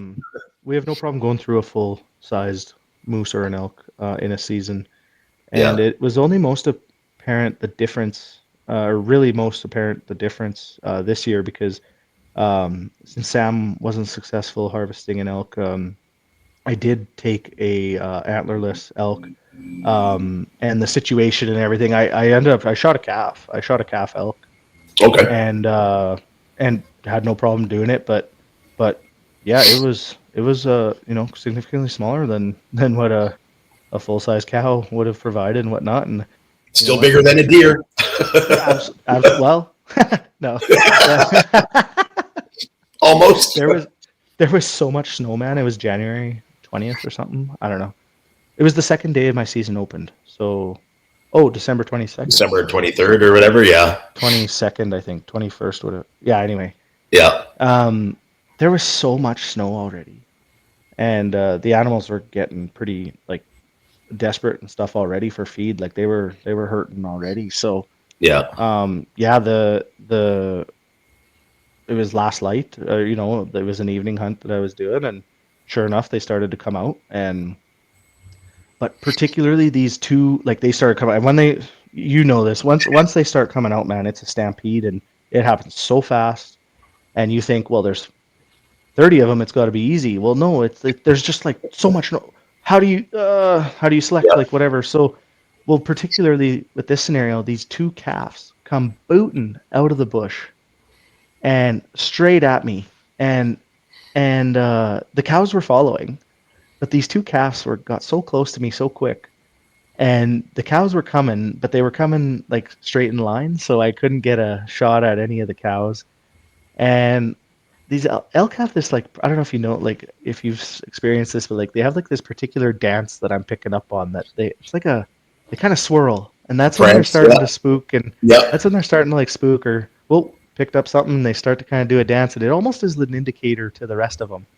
It seems like, and it certainly works because, we do know that there's certainly one that they talk, and there's one can just kind of round them all up, and they all ship off. And so you know what, I was like, hey, you know what, we wanted to focus on mountain sledding, and Sam certainly wanted to focus on mountain sledding. She had done her hunting for the year, and that's her passion is the mountain sledding side, like way more, like she's very, very intense into the mountain sledding side. Yeah. And it's awesome to watch. It's very incredible actually to watch. But so I was like, you know what? I'm just gonna take one of these calves and harvest one of these calves, no problem. Get her done. And it was done. It was the second day and really my second hunt out kind of thing, and it was successful. So when we butchered it, it was like, oh, okay, this is okay. We're not gonna make the year even, and so we couldn't. And the thing I hated most about it was I couldn't share as much, and that was the first thing that came to my mind was not we're gonna run out. It was I don't get to like bring a bag over to a friend's when we go over for a drink or a supper or to a parent's or whatever. Like I can't bring a bag of mix of a couple pounds of ground and some steaks and a roast. I can't because we would do that and we love doing that, but I couldn't really do that with this year. So that was like the first thing that came to mind with a smaller animal. And it's hard, right? Like, I mean, I've talked about it with other people, and we talk about the prices of beef and what you look at Costco and what it would cost to buy even half of a beef from a farm or something. And I strongly feel now I could probably do it cheaper going wild than I could just buying it. But that doesn't come with just my first time out. That's taken 25 years of experience and spending money and doing things the wrong way and the hard way. But I get it. It's a good feeling when we go shopping and whatnot. It's like, we don't need beef. I got ground elk, I got steaks, I got roast. If I need more grind, well, put it through the grinder and we'll pick up like a pork shoulder every now and again just to have something different or whatever. But such a good feeling knowing that you've provided for your family, and when there's extra to share, beauty. Yeah, for sure. So where were we kind of with the I was probably off on 3 tangents there. Maybe. We got onto like your calf harvest, but the big bull that you got, how did you get that one? Okay. So I had that year I hunted a lot in November, and a lot of it was solo. I did a lot of it myself. I forget why particularly. Well, I think maybe Sam didn't have the a moose tag or whatever, and I forget what was going on. Anyways, life was happening. Yeah, sure. You know what? It might have been she might have just had Oakland recently or something. Actually, that would make sense timeline wise. She might have had our second baby quite recent. So to this, so I'd hunted November quite hard, and I took a lot of time off work, and that's fine. I that's what it's for. And a lot of it is saved up for November particularly. And I went out for one last morning hunt on November 30th, 22 or 23, 22, I think.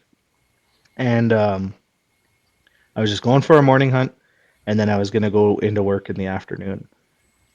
And so I went out for my morning hunt, and kind of there was just not much out, just some deer and some moose. It was quite cold. It was like a good elk killing day. It was a good elk killing day.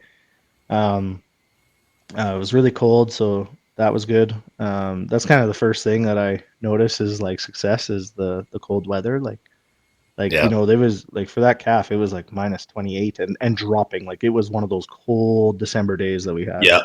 So, but anyway, out there, and so I'm defeated. I had just exhausted like the whole month on an animal, and I actually for the last day, I had we're talking about a lot of missing here on this podcast without. I had done some missing like 2 days prior.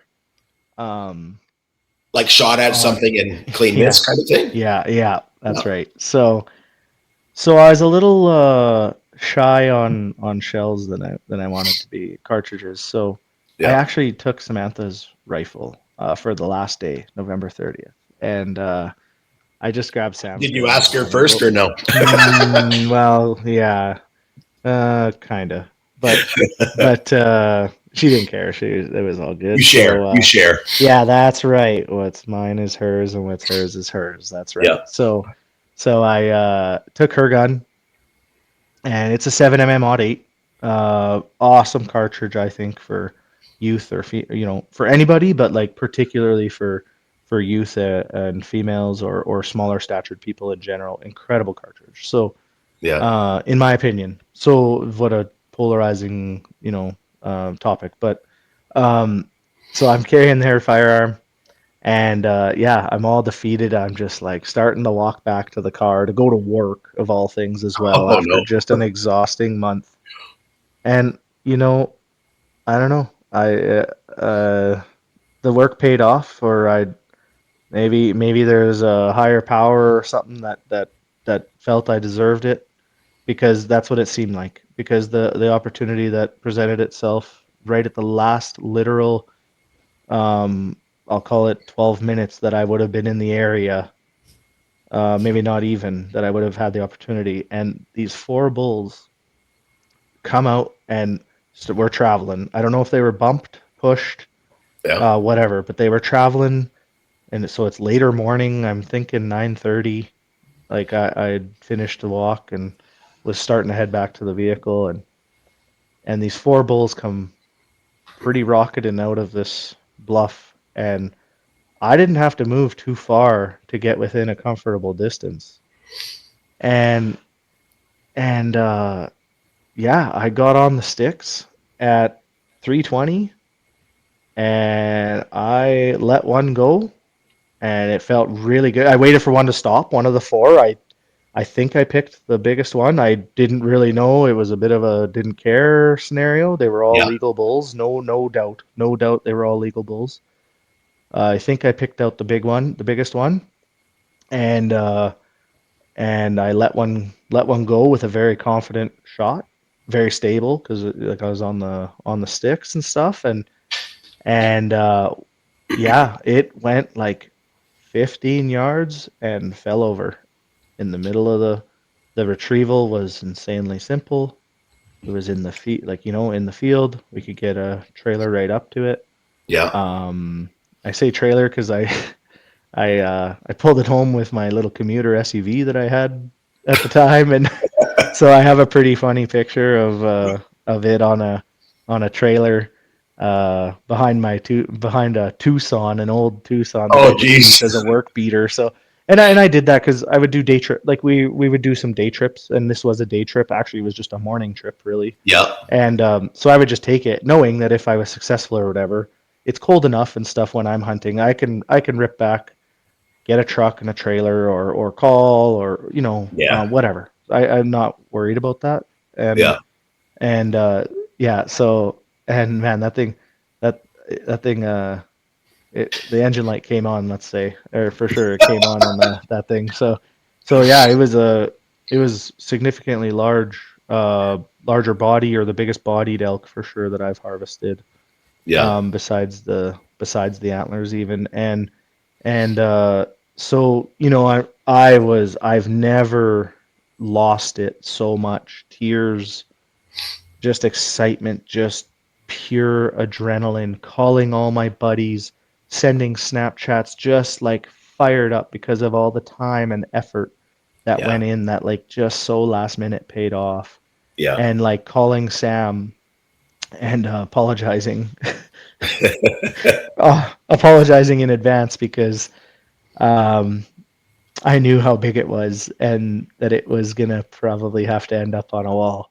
Find a spot. Because I kind of screwed myself 2 years prior. I had also harvested a nice bull, and I called it a bull of a life, honey. This is a bull of a lifetime, and I really want to get it shoulder mounted, and she's not super against them, or wasn't, and but now they're starting to add up, and she's so then 2 years later, like it hadn't been enough time for me to be able to for her to forget about it, but because it was quite, and I just said so, and what I couldn't believe actually is she knew, like when I called and I'm just like jittering, like I got one, and then I'm sorry, and she just goes no, like she knows what's going down, like she knows exactly what the next sentence is, and I'm just staring at staring at it, no doubt. As they're telling the story, and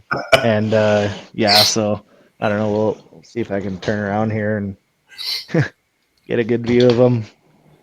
But yeah, there he is. yeah. So actually, so the old one. This is where the old one, the one 2 years prior, was hanging as well. Yeah, And I actually had to move the bolt, the bolt that I have in the wall.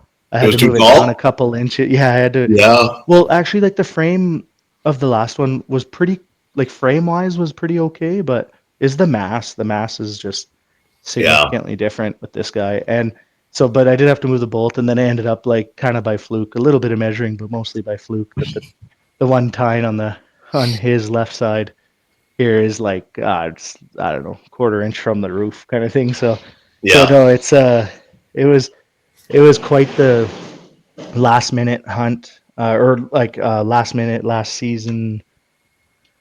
success on the season kind of Yeah. thing. So You just got to make sure you leave a couple spots on the wall for her. That's what you got to do. well, she's got one in here, and she's got a nice whitetail in here, or two. Sorry, she's got two whitetail in here. Yeah, So it's good. It's good. We're getting level. yeah. We're Balance. leveling the playing ground a little bit. So Yeah. And you so it's good. said you somewhere in all this season, a few years ago, you started moose guiding. You're helping a buddy out with some outfitting and some Yeah. moose guiding. Yeah, so yeah, exactly. It's a college buddy that it went beyond college, and we started hanging out outside of college, and then yeah, he got into the his started up his own outfitting business, and he's done a lot of work there, obviously, and he's really good at it, and he kind of did a bunch of traveling and different guiding all over the place, but now is more focusing on his own operation Right. for moose and whitetail and wolves is kind of the Okay. majority for the time Nice. being kind of thing. So Hard work. yeah, Long it is. days. So yeah, exactly. And the way we run it too makes it long days and hard work. My favorite thing that I want to get out there about the way we do it or the way he does it is they're sold as meat hunts. They're actually sold as meat hunts. They're not sold at all as trophy hunts. So that would be something Right. unique. All our job is as the guides is to provide an opportunity on a bull, a moose, because it's a meat hunt. So and they buy it knowing that and stuff. And so, Yeah. but we certainly still try to trophy hunt. There's a slight trophy aspect to it if we can, Right. but um, but it is a meat hunt, and it's really diverse. The people we get, like not just regionally where they're from and stuff, but the mentality of guys that no, I am here. I will want to stick to like something bigger Yeah. if I can. They kind of say if they can, but they just mean yeah, that's what I'm gonna do. Right. But some of them do just no, first bull I see, good to go. Like they just want the meat, Yeah. and most of them actually come here because in parts of the United States, particularly, a bull moose is like a once in a lifetime, if once in a lifetime opportunity for them. So Right. instead, they just come here, and they come here for an opportunity at Yeah. one, and so And then so so with that, are that's they getting it butchered and like packing it and sending it back home with them and stuff? Or yeah. So we'll most of them are driving up. Most of them okay. drive up with coolers and freezers in the box, Yeah. and we have a very good butcher that we utilize, a local butcher, and there's an agreement that he knows when we're hunting and stuff, and at any point there could be one dropped off, and if it's near the end of the hunt, if it's day 9 of 10 and one goes down, like he's got to have it done because if they're driving, they have a bit of flexibility to like stay an extra night or something, but he does an Yeah. incredible job, and the product he makes is awesome too. It's really well Yeah. packaged and cut up, and really really good. So it's awesome to be a part of those hunts. As much as the outfitting world gets some heat and stuff, and certainly is a topic of discussion. I do think we're very unique in that regard of being kind of more of a meat hunt and different type of opportunity for people that are after the meat, for the moose Yeah. particularly, And so I love being a part of that. That's the one I do, one 10-day hunt a year that I guide for, and that's it. Yeah. And it's just me and Clayton, and the two of us with 4 hunters. It's 2-on-1s, Yeah. and we're the cooks. We're the we're the wood Yeah. suppliers. We're getting them their shower water ready and stuff in a bag, and going to the river Yeah. and collecting water. And because we do get a variable amount of help as well, just like from the hunters, depending who they are.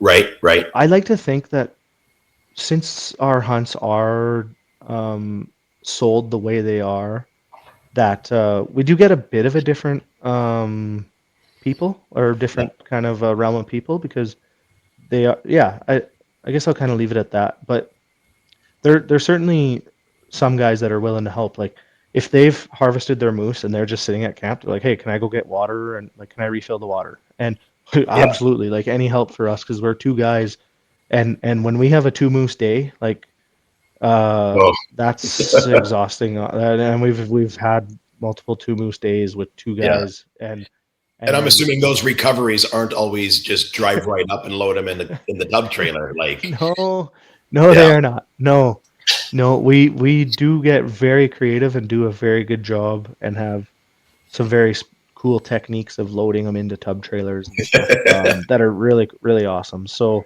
we get very creative, and there's the two of us, and some guys don't touch it. They'll just sit there and watch, or they'll stay back at camp. Like, like, it's up to them. It's totally up to them. So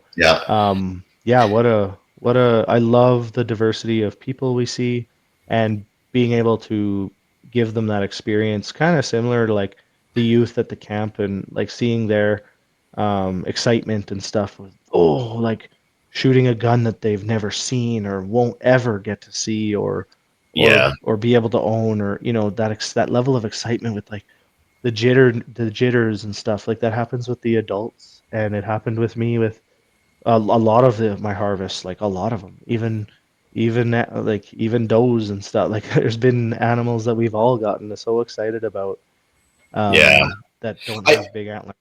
I find as I go through the years as well, when I'm teaching someone new, like Shanez will come out with me once a year, and we do our Remembrance Day hunt every year. And I've never shot something when she's been with me, but even other new people to the field or new to a species, and I'm explaining it, and you see their excitement and you hear their stories, it allows me to relive it again, right? Like, it never, don't get me wrong, it never gets old for me. It's not like I'm like, oh yeah, I'm going elk hunting again, or I'm going to sit on the field edge for a whitetail. Like, it never gets old, but reliving it through someone else's eyes, knowing you kind of helped them, is I find it just as rewarding as well. So yeah, for sure. And we've had some, so it's just about there's kind of different language, if people don't know, with like outfitting. It's their outfits are kind of rated on opportunity and success rates. They're two separate lingos. So opportunity was, you had an opportunity you had a fair opportunity that you either turned down, or you harvested it, whatever. And then there's success, is the actual harvest. So do you find a lot of pressure on you when you're out there knowing someone's paid for this hunt, and you're like, oh my God, I got to get them in front of an animal and at least give them that opportunity? Yeah, this past, of course. It adds an intensity to it. It's quite laid back. I think we manage that quite well. Like, you don't really talk about that, or try not to stress, or you don't show that stress anyway. Right. And you try not to like show desperate. If you're like, okay, well, we're gonna go like try this spot because, like, it's the only thing I got left, or whatever. We try to stay away from that. So certainly there's a level of intensity to it, to just getting that opportunity, because that's the goal, is to present an opportunity. That's all we got to do. Last year, for whatever reason, like, it was just by, like, I had my 2 hunters. I had a father-son, and one of them, the father, I had them split off, and the father had harvested a nice moose. It was an awesome hunt, probably day 7. So then I was just with the son for the last 3, and I still hadn't gotten him an opportunity, and it was really challenging. and it just wasn't happening. I don't know what I was or wasn't doing, getting not aggressive enough or whatever, because we are calling and we are in the rut. Yeah. Or usually nailing the rut somewhere in the 10-day hunt. It might not be all 10. It's certainly not all 10 Yeah. that we're hitting it, but it's very apparent and intense when it is hitting. So it was the morning of the 10th day, and I'll try and keep it like a bit respectful, but the pressure was being put on that morning. Let's Yeah. just say we were waking up for the last morning hunt before we packed up and left, because it was like just a morning hunt. Because at the start of the hunt, there's an evening hunt, and then the last day is a morning hunt, and that completes the 10 as a combination. So the pressure was certainly put on in the morning. By the clients, by the hunters, or just by the one hunter who was left. The other three had harvested and we're good. But the fourth guy had not had an opportunity yet, and he was feeling pretty blue, rightfully so, for sure. And I was feeling blue. I just shared my heart with him of, you think this isn't hard on me as well? Like this, I want you to know that this has not been due to lack of trying. Or do you feel like it's been due to lack of trying? No, I can tell you're trying. Okay, thank you. Like, what are we doing? We've put on the miles. I know it doesn't seem like it with me, but we put a lot of miles on the boots in all aspects of our hunting we do. And so that he was just quite defeated. And I said, look, also, the hunt is not over. And, we went out and it was again quite slow, no calling back, nothing. And it was and because of some of the stuff that was said, I tried not to let it bother me, because I just had to keep focused for the last hunt. And it was like, okay, well, we're gonna go to this last spot, and we were starting our walk back to the like a long walk back to where we parked the side by side, and before heading back to camp. It was a long walk back, but on the way back. Was that like almost the very end of the morning? Yeah, it was. It was. It would have been 9:30 or 10. Yeah. What we would consider the morning hunt kind of thing, probably till 11 kind of thing. So we'll go to this lake, one last spot. It's like a marsh, like a very marshy, moosey area. We'll get right tight in the bush and do one last try on our way out. And my goodness, I let out a cow call, and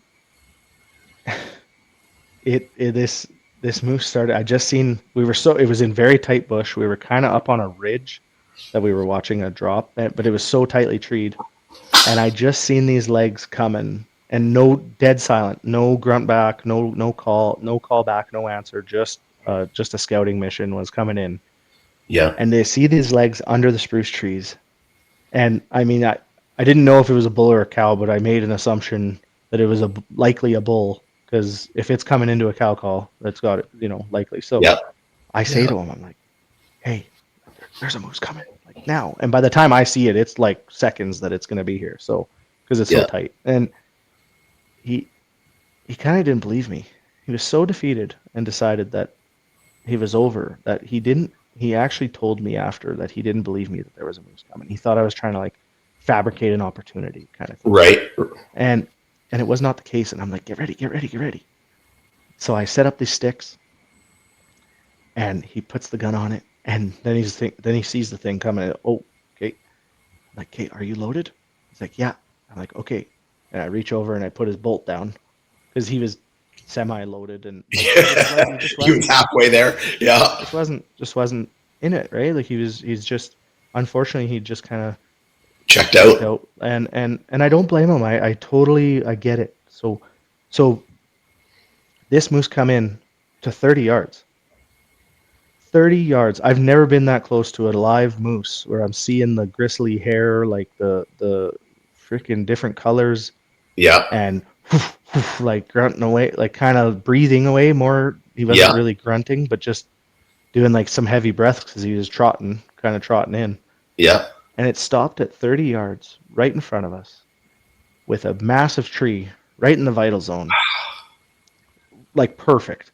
And his head was past the tree, and he busted us. Like he seen us, but like he stopped, looked, and then would throw. I can't do nothing now. I've done my Yep. job. I can't do nothing. I was like, and what I learned after that, what he was waiting to do, because he doesn't know the animals, was he was sitting with his crosshairs, like this is where the moose was standing, and the tree was here. Well, he was aiming in front of the tree, waiting for it to go forward, assuming it would go forward once it started to bust or whatever. Well, Yeah. no, the thing 180'd and gone and crashing through the bush, and I just like, I just stood there frozen, like, okay, and there was no going back. Like we were busted, and Yeah. okay, let's get down to the lake and see if he's coming out on the edge of the lake, or we can get him back out on the edge of the lake or something. And no, he was gone, so that certainly didn't help the guy, like, kind of mentally. And I hated it for him that we didn't weren't able to finish it. Yeah. But we just kind of froze and just weren't in it, and but the opportunity was there, and you know. He was pretty locked onto the sticks. That would be my only regret, was putting the sticks. I didn't think it would get that close. I didn't know it was going to get that close. Because the sticks kind of caused a bit of the freezing, I would say, in my opinion. Like, rather than if you were freehand, you kind of would maybe do a little side step, and just boom. Yeah. So, but anyways, what a wild. So then I was kind of, I'm pretty happy, and kind of, he was certainly regretting some of the things he had said, kind of thing, and almost like he kind of voiced. He said, "I almost wish that didn't happen." And I said, "Well, I think it was pretty cool, actually." Yeah, and that's the way it goes. Like whether you're on a guided hunt or you're out there by yourself or with your buddies, nothing's guaranteed. You can plan and you can expect the worst and hope for the best, but anything in between can happen. And in regards to elk and stuff, and no matter how dialed or what land you have access to or the spot you have, no matter how much pictures you have and you think you've got it all planned out all right from the summer, man, they are still elk. Like, no matter what, they are still elk. Like, you just don't plan nothing with elk. Like, don't plan too much with elk. They are so wise, and they can adjust on the fly so well. The communication between them is so interesting. Seeing like a lead cow come out to the a fence line or out of a bush line and doing that scan, and then once she takes that one step more, then there's 3 other lines of elk coming out into the bush. Like, but not until that lead cow takes that. Watching stuff like that is so interesting to me. And you learn so much. You learn so much. And there's so, if there's, you just never know with them. You think, well, there's so many, how couldn't I make it happen? Well, no, there's just so many scenarios. No matter how much you think you have it figured, they're elk at the end of the day. And there's a lot of eyes and ears sometimes, listening, looking, and they're all looking out for each other, as they should. And they're wise. It takes a long time. There are people that don't harvest an elk their whole life, and keep going, keep trying. Don't give up. Don't give up. Don't. Because it's quite rewarding, and okay. So the meat. What's your favorite wild game or wild meat? That's gonna be elk. It's what we use the most of, whether it's grind or steaks or roasts. That's what we put our elk into, and that's what we do at least a couple nights a week for suppers and whatnot. The deer, I've never been like a big deer roast steak fan, so everything for my deer is always garlic sausage, pepperoni sticks, jerky, kind of the giveaway stuff, right? That's what everyone wants, and that's what my kids want. And do you get any jerky? I'm like, yeah, for sure I do. And that was the big joke for Shanez and I when we first got together. Like, when I get a deer, we're going to have jerky. And she waited like 4 years for me to bring the jerky home. And she's like, wow, that's pretty good. I'm like, Yeah. Well, and actually, so I kind of go the other way when I'm sharing. I want to give the prime stuff away. Like, yeah, okay. Because I'm worried about not making their experience good. Like that's stress. I'm very sensitive to that. I'm always like, okay, that you just cook it a little different. Like, high heat, short period, or like we're very much hot pan, high heat, and short period of time. We kind of like a more rare. We like a more rare steak, and so and I'm trying to make sure that they don't ruin it. But I do think a lot of that happens if people are cooking like with the bone in. I think that's where a lot of it comes from, or the potential of it anyway. But it's so many factors: the harvest, like the harvest itself, the hanging, the processing, the packaging, the freezing, the length of time freezing. Now, I wanted to ask you the opinion on the hanging side. Let's talk about hanging wild game. What's your do you have a minimum, maximum, zero required amount of days that you try to hang a wild animal? I can tell you, before my hunting partner Leon built his cooler at his place, it was whatever the environment was offering, right? It's like get it into a butcher. There's been times we've taken it to a butcher just because we didn't have the time the next day, the temperature outdoors and whatnot. We've tried to find places where you can rent coolers and whatnot, and it's just always been a struggle. So he's done a great job with his. He found the materials, built his own. So now when we get something on the ground, someone's loading the quads and someone's running back home, firing up the freezer, getting all the stuff at home. So now that we have the proper cooling area for it, we normally do about a weekish or so, 7 to 8 days, and then we go. Yeah, nice. Like so over the years, and I certainly even have people in the family that have different opinions of it, which that's great. What do you do? What do you hang for? At the moment, we're a little bit at the will of the climate. So, and then also when the help's available. So if it's 3 days after the harvest, and that's the weekend that's open that people are able to help, then that's when it's going to get butchered. If it's 10, that's okay. I'm not a 14-day guy. I don't. The hard crust on the outside kind of creates a lot more waste. More work, more work, sure, and not as clean of a product. And I'm not convinced that aging is as much a thing on wild game. And I would love to be like I'd be totally open to like being challenged on that, or the science, or whatever there might be to that. But I don't see it as much of a potential to change the texture, the flavor, just because there's not that fat. There's not that fat within the meat and stuff to break down or do whatever it's doing.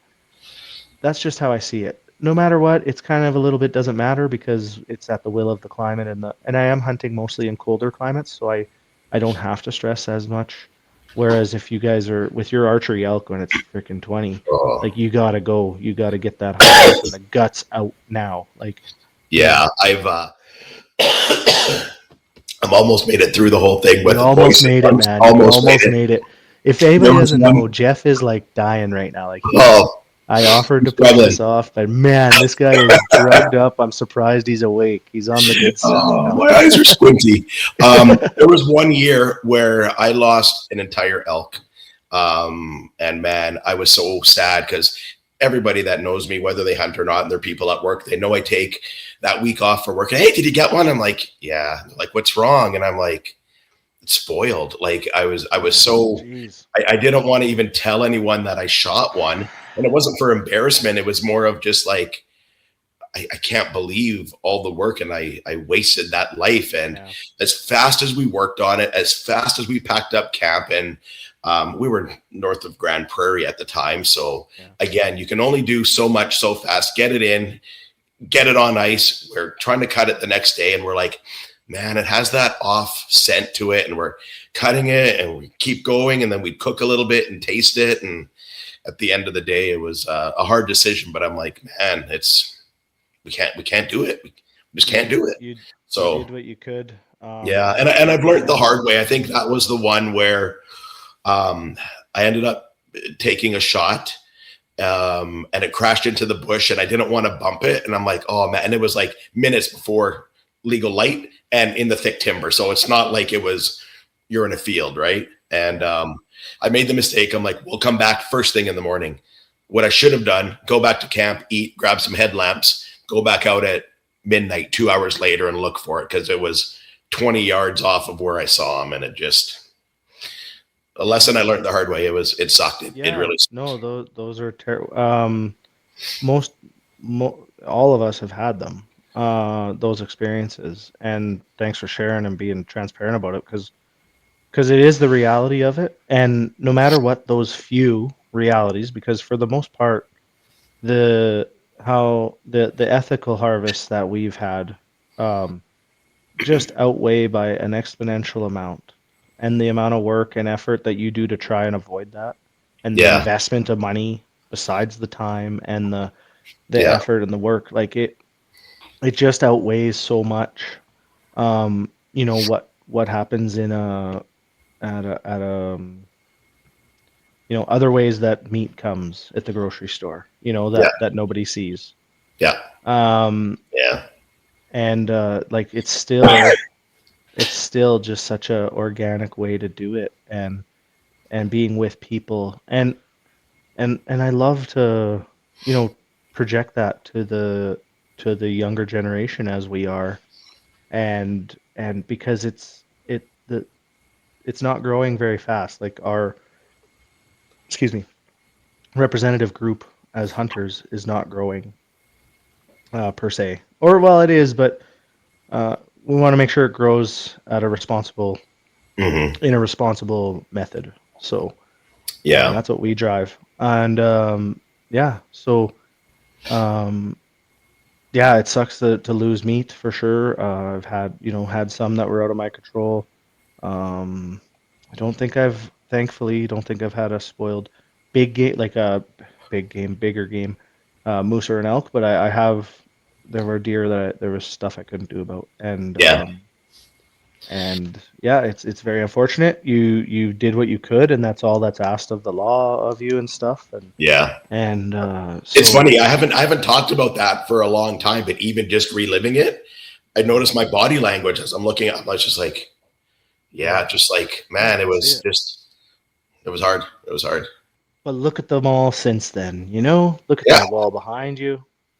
And that's how I learn. I'm like, okay, what can I do different than last year? And of course, it might make you wait that extra second for that slightly better opportunity to pull the trigger, whichever trigger it is. And whatever. So hopefully Sam gets her bull moose tag this year, hopefully, and I guess at the time of recording this, it's 2 more days to get draws in. So that's right. Yeah, did you get yours in? I just held priority on all mine. I'm fairly lucky since I do 99% of my hunting with archery. Everything I need, I have on a general tag. Bull moose are in the bow zone. Although I'm a priority, I should be a 13. I'm at a 12 right now for moose. So everyone's like, "What are you doing?" And I'm just like, I don't go out scouting enough or hunting moose enough to be able to know where to pull that tag. I have moose in the bow zone. They keep eluding me. I get close every year, and I'm like, one of these years I'm going to connect on one. And like mule deer, I have the opportunity for when I'm out elk hunting with my bow. Those zones that I'm in, I have moose on a general tag up until September 24th normally. So my antelope's getting up there, but it was just build priority points for me. So yeah, for sure. Yeah, I got them in. Funny story, Sam did her own last year, and she the list that comes up when you open up your realm, she thought that was the history of what she had put in for in the past. Okay. So she picked every option. So she's got I don't know. She's got antlerless elk in the city of Calgary, a priority point now, and you know, it's so funny. Like a good honor to get it because that like she needed to get it done, and she Yeah. just did it, and so good. So I she noticed I had a couple in there where I put something in. I think one was, I can't even remember what it was. I had like 2 priority points on it. And I looked at the last time I had put something in, and it was like in 2019. I'm like, yeah, I don't know what I was doing an there, but accident. Yeah, I have a yeah. couple accidentals as The well. the minister special licenses are kind of a neat thing this year. I logged in there and had a look. I didn't buy any for myself when I waited out and kind of I have my year planned. I'm like, Right. doesn't make sense, but maybe gives me a couple new ideas for next year. Did you get any of those? No, I didn't do minister ones, but for like the one-off special ones, I do want to mention something that I think is important for us as a group. I did put in for the grizzly bear response Responder, yeah, emergency responder tag or license, and although the odds of you getting it are low, and the chance of you, even if you are successful in the draw, that just puts you on a phone list, is my yeah, understanding of it. The odds of you getting a call are quite low. But yeah, the most important thing I think as a hunting group is that we do make that investment and show the interest there and yeah, show that we actually see the need.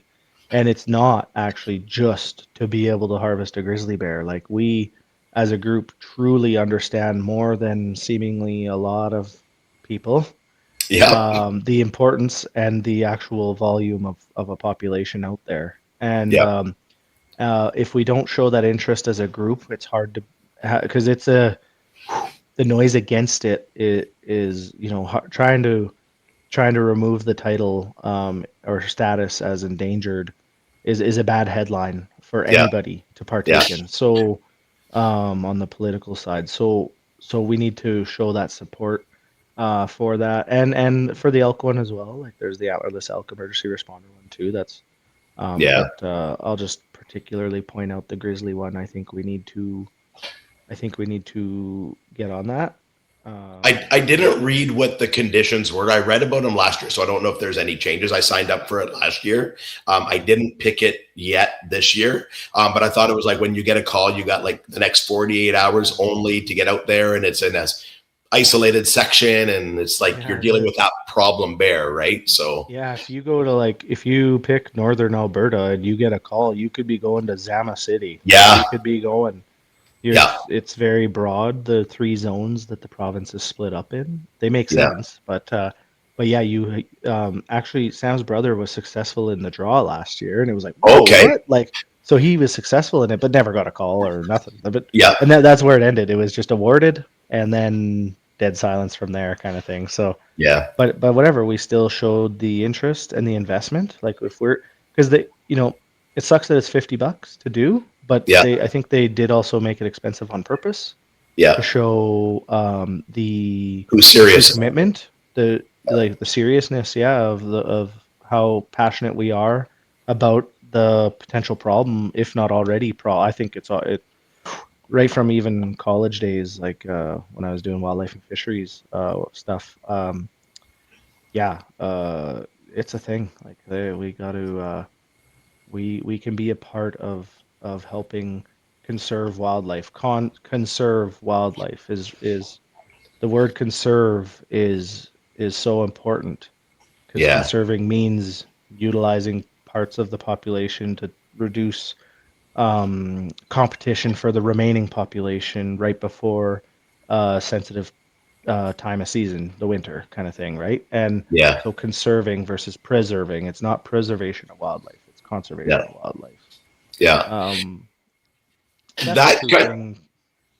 go ahead. Sorry, I didn't mean to cut you Yeah, off. that's the true thing to um, that I try to explain to people that aren't as or zero passion or understanding of hunting in general is yeah, like we're not if we manage them properly, if the biologists and governance and us manage it properly, um, it's not draining Yeah, populations and I know there's some of that noise right now with the way that some of the laws changed this year that I'm not totally up on yet, kind of thing. yeah.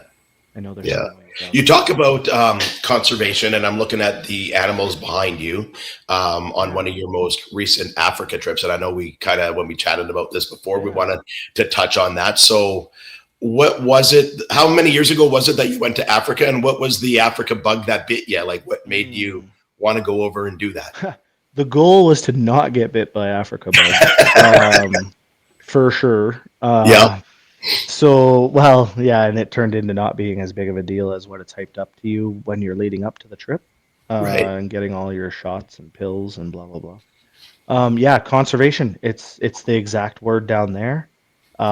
It's the timing of hunting is there's some similarities, for like ruts and particular harvests of animals to strategically manage the game.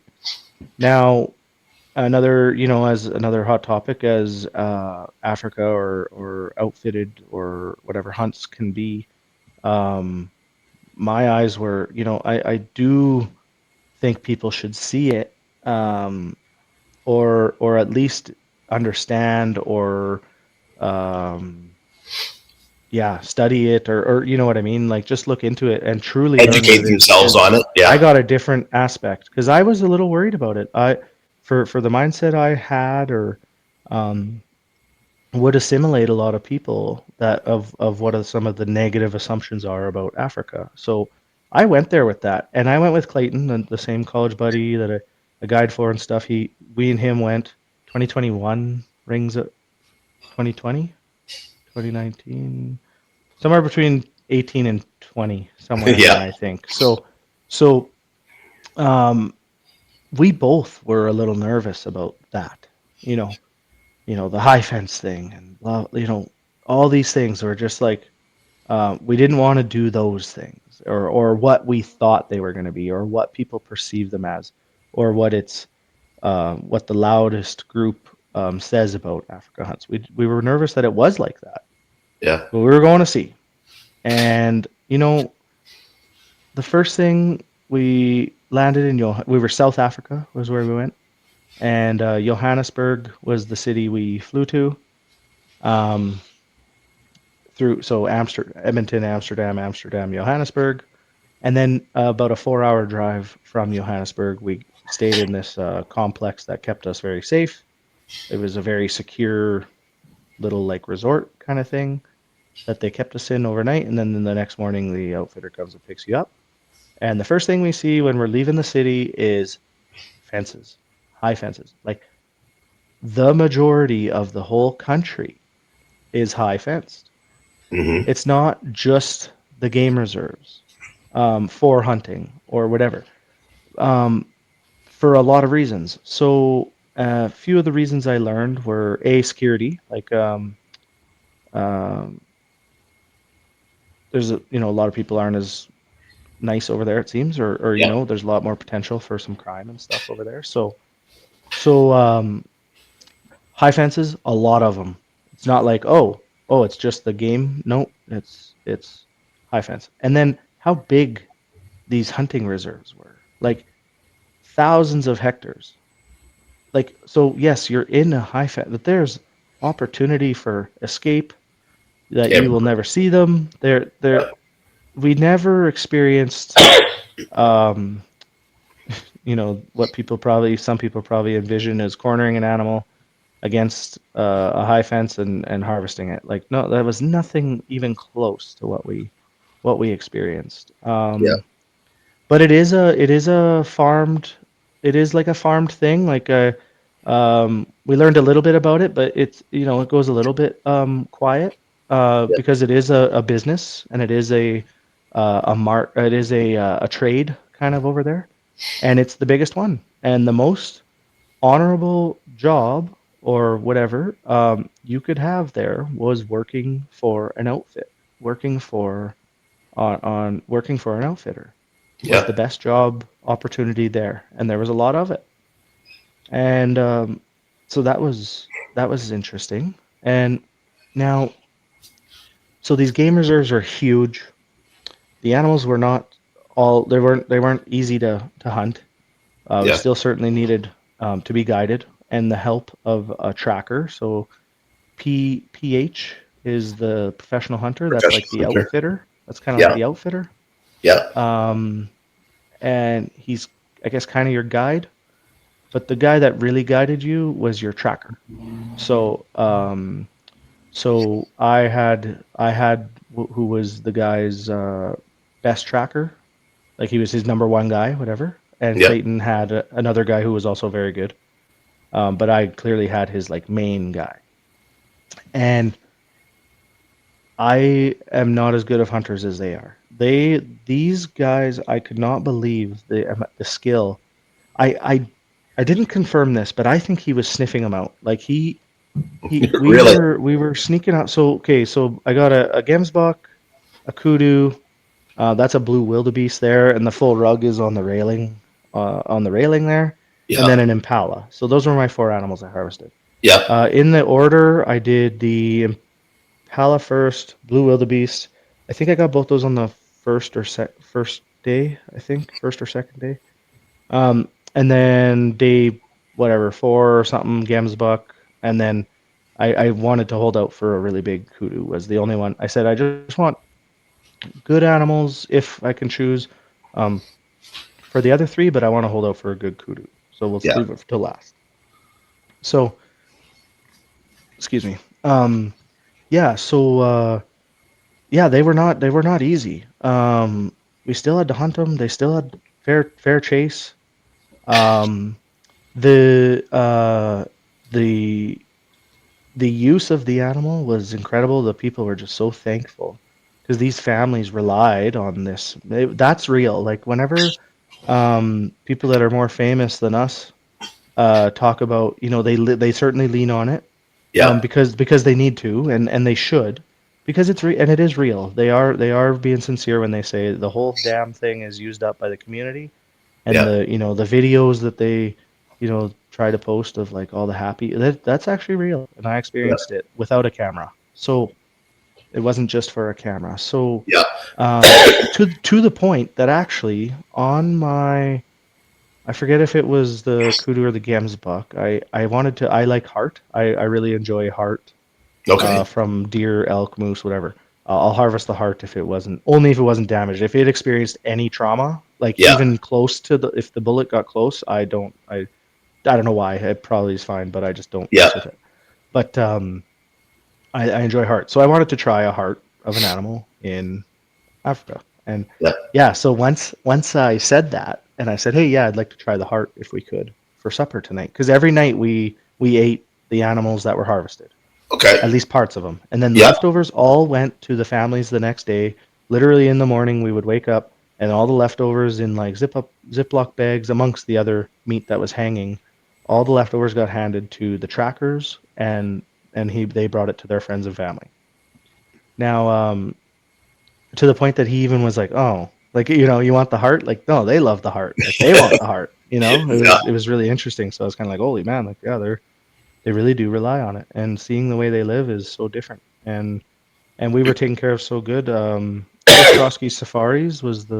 Chris Trotsky was the guy that we went with, Yeah. and incredible operation there. His wife is also the boss out there, so it was nice to see that it's not just a here thing, that Yeah.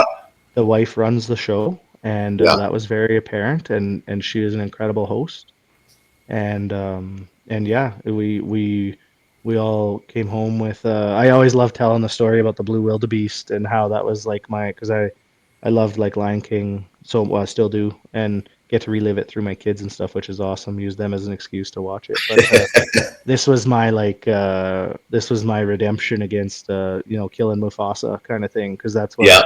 that's what it was. The stampede of animals was the blue Right. wildebeests that killed them. So this is my redemption. So my payback. So yeah, no, I don't know if I did kind of write down a few points to make sure, like just yeah, the hunting skill. When we were tracking the blue wildebeest, particularly, the blue wildebeest and the gemsbok are kind of more pack animals. So they were very smart, and again, pretty. You had to kind of get on them and get one split off and wait, and we had to sneak up on them a few times to refine the herd and stuff. But while we were doing that, like it's very sand. It was like basically all sand. So footprints and stuff aren't as apparent or obvious, especially to be fresh or not. Like I could not tell, but he could, and he got me on him every time, and to a point that if he seemed uncertain of where the footprints were, he started like like sniffing. It was wild, man. And he was so good, so good, and yeah, so how resourceful and happy they were, thankful, and one thing I'll touch on Africa, and nobody put any merit to this, please, but my experience with the malaria and stuff like that you kind of prep for before we go there. Yeah. You go to a clinic and you get a bunch of shots for a bunch of different diseases, and then here's the pills for malaria, and you got to take them 3 days before you get on the plane, and then take them while you're there, and then you got to take them a week after you land or whatever. They give you a bunch of rules and sell you a bunch of stuff, and it costs a bunch of money. I'm not saying don't do that, but we got there and we landed, and when we were in that complex for the overnighter before we got picked up, we got there, and so we're like looking for mosquitoes, and and we're in there, and there was 2 mosquitoes in our damn little motel room in this resort. And like smack, like killed them. We're like, okay, good, they're done now, we're safe. And those were the only 2 mosquitoes we seen the whole trip. That was the only 2 mosquitoes. It was quite warm, like it was pretty hot there and stuff, and you could see it in some of my face and of some of the pictures and stuff with the animals, and but like that was the only 2 mosquitoes we seen the whole trip. I took these pills that were quite harsh, and on the last, so I shot harvested the kudu on the second last day, whatever that was, day 7 or 8 or whatever. And I was like, okay, right on. The next day, I just wanted to sit at the resort and do nothing, sit beside a pool or whatever. I just wanted to do nothing and just lay there. Well, we had finished the hunt. He's like, all right, well, I'll take you for lunch. I said, hey, could you get me some like medicated cough drops? Because I got quite just like a cold, congested, like pretty bad one though. Yeah. And he got me the medicated cough drops, and they did something with these malaria pills to me that I've never experienced. Like they knocked me out. I slept for like 32 hours. I didn't get to do anything that whole last day. It took me a couple hours to like check into our flight to like get us ready to get home. Yeah. And so I didn't get to enjoy the last day there, and then as soon as I did still take the pills, but as soon as I landed and was home, I stopped. And I'm not recommending anybody follows what I did or didn't do, but I just and like they just laugh at us, hey, like you Americans, we're all Americans to them. Yeah. Like when we pulled into the resort, when we pulled into the place, she's out here. She was out there with the forms. You sign here before, and then we'll go to the range and figure out what firearm you're going to use and stuff. Okay. And like just this, you Americans, like liability wise and stuff. Like, hey, don't loop us all in here. Yeah. We're different. Yeah. So that was interesting, but yeah. So we didn't. He's like, we live here. Do you think we're eating those things, like those pills and all that medication? Like, oh, I guess not. He's like, yeah. So how many mosquitoes have you seen? We're like, oh, yeah. So do you have plans to go back? No, I don't have any current plans to go back. At this point, it would be kind of a one and done for me. I do certainly have like another animal, but it's nothing like I just don't even see how like a water buffalo or something is a real affordable thing. Right. For me, maybe ever. But like I would love to go like for like a sable. I really liked sables. Seen a really big and nice sable there. They're pretty cool. Clayton had harvested a Niala, which was a really cool animal. Like really majestic kind of. Yeah. So other than that, he did pretty much what I did. He didn't do blue wildebeest. But yeah. Meat wise, the best one was the Gemsbuck for sure. By quite a bit actually, and it was really good. The Gemsbuck. Did it taste like anything you've had before, or no? Oh, good question. No, you know what? I guess a lot of it just wasn't that different. Right. And these other 3 weren't like, they were just meat kind of. There was nothing bad about them, just nothing good about them. Gemsbuck was the one that was like noticeably different. So Right. really good. And yeah, where was I gonna go with that? Yeah, the Gemsbuck was really, really, really tasty. Yeah. Nice. It's funny. I have no interest in Africa yet. I don't know if I ever will. I got a couple things on my bucket list for North America type thing. But even good friends of ours, yours as well, TJ and Vanessa.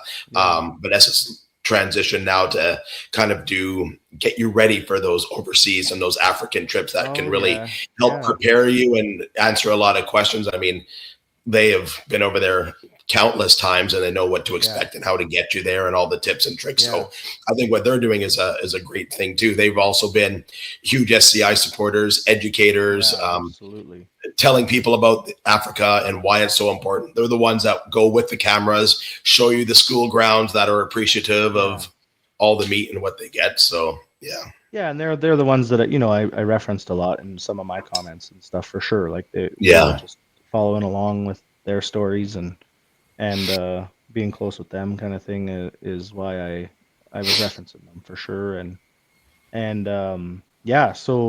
I don't really plan to go back. I if I'm doing some other hunts, I would say, my priority is getting up there for the pronghorn for sure, but like I wouldn't be against going to like Wyoming and getting and harvesting one there kind of thing.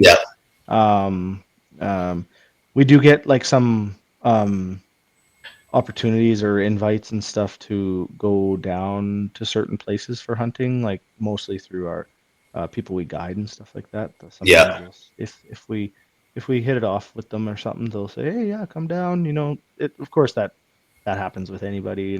How many people do you, if you had everybody gathered in a room that said, "Hey, we should hang out sometime, or we should have a coffee sometime, or we should have a drink sometime," if they were all in a room, how many people would that be? It'd be hundreds.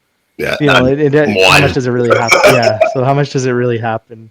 But yeah, so there are some sincere invites in those though, for sure, and some people that we would like to see. Yeah, it's funny for my pronghorn. And when I started putting in, I'm like, I know nothing about these things other than what I've seen on TV. And you hold up the decoy and they come charging, and then you pop out. And I'm like, I got lots of time. And now that I'm up at like a priority 12, I'm like, maybe I should start thinking about it, because I think in the zones that I'm looking at has normally been like a 14 on history. So I got a couple of years, but yeah. Sweet. Yeah.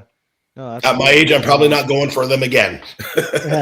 Well, yeah. So, and then, I don't know what else I would, I'm really just enjoying the current times of hunting with Sam and then the girls.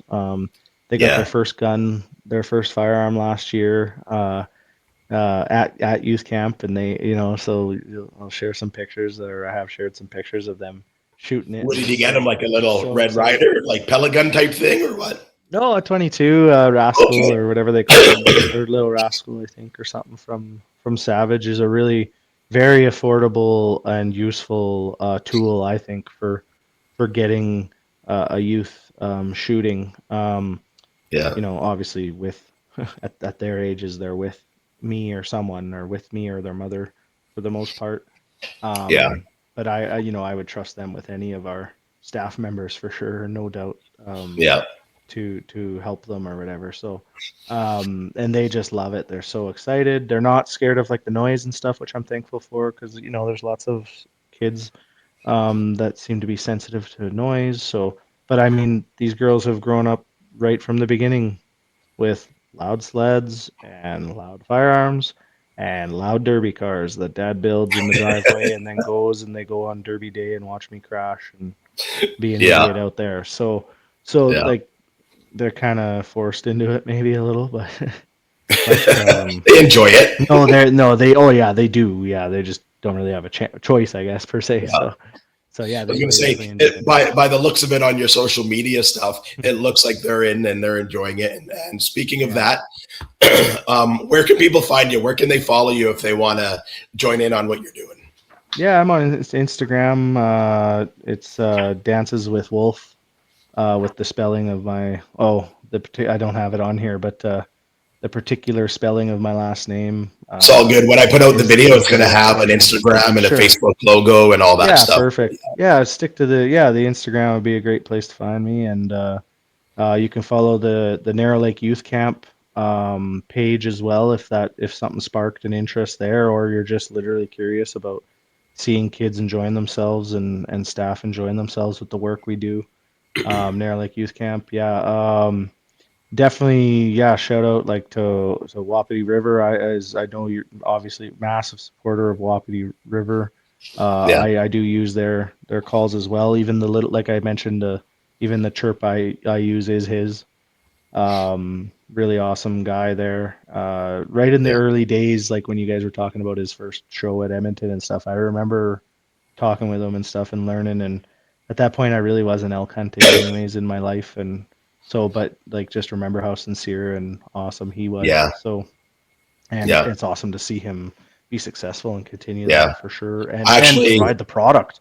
Provide the product. He's going to sell you the product, tell you how to use it, and give you great opportunities on how to use it to set yourself up for success. Yeah, for sure. Yeah, I did lose my pink lady. The pink lady I have was the one that I had and mostly used. I don't know if I'll have to look if it's still available. I don't know if that's one of if it's changed models or whatever now, but it fell out of my vinyl harness this year. Yeah. So, I actually just went through all my elk reeds yesterday. I put my pouch of reeds in my truck with my bugle tube, and I looked at everything I had, and I texted Travis, and I was like, all right, buddy, here's what I need for this year. And I sent him a list, and he'd be like, they're on their way. I'm like, all right. So, now I've just got to find some air in my lungs to start practicing, but hopefully soon. Sure. Yeah, you'll have to clear up some stuff there, some demons that you got going on there right now. Holy man.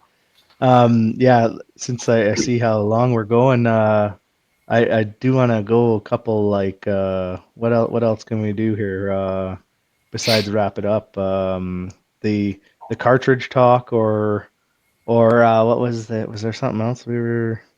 I know when we talked earlier, we wanted to talk a little bit.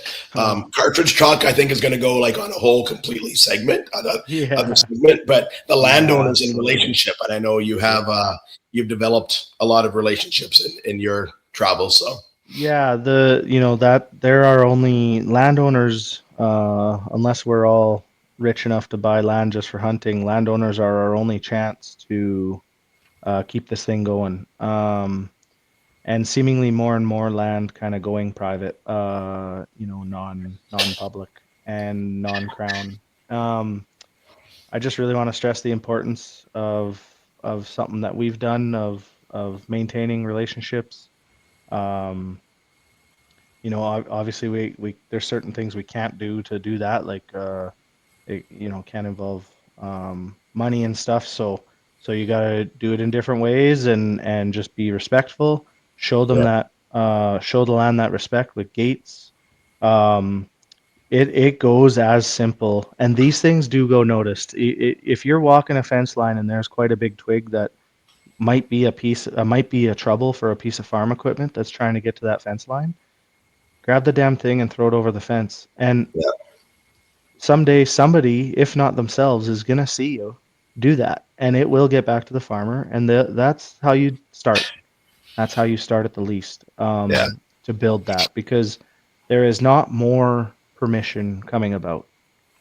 There's only less, in my opinion and experience. And we're probably never going to rid of the people that ignore it altogether, always, and never will ask or whatever, but we can be better as a group, and we can fuzz out that noise, hopefully, and be better.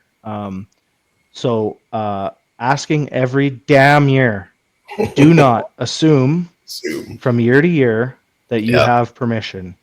You ask every damn year, and you don't ask November 1st at 5:30 in the morning right before you're heading out for your first hunt. If that is the case, you go hunt some crown or don't hunt or whatever somewhere. And also, good luck if you're going to wait. Okay, fine, you waited till the afternoon or for lunchtime on November 1st.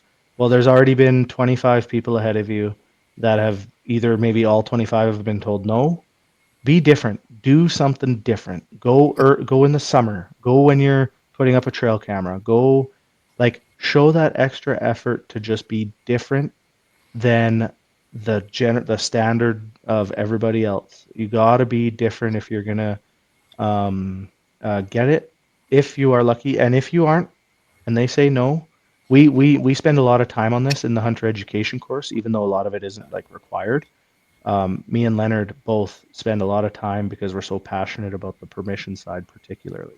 And you be different in a good way and let them know a fence is down, even if they say, even if it's stupid obvious, even if it's stupid obvious that that fence should be open and has been opened for. If you make that call and say, hey, I just noticed this gate was open, is this one supposed to be open? And they go, oh yeah, that's been open, but like, wow, like thank you for thinking of that. Like nobody's ever asked. Or just be different, be productive, be positive, and be respectable to other hunters. I've had interactions with other hunters that either were allowed to be there or weren't allowed to be there. And depending, like these people are busy in November. And I mean busy by people pulling in the driveway.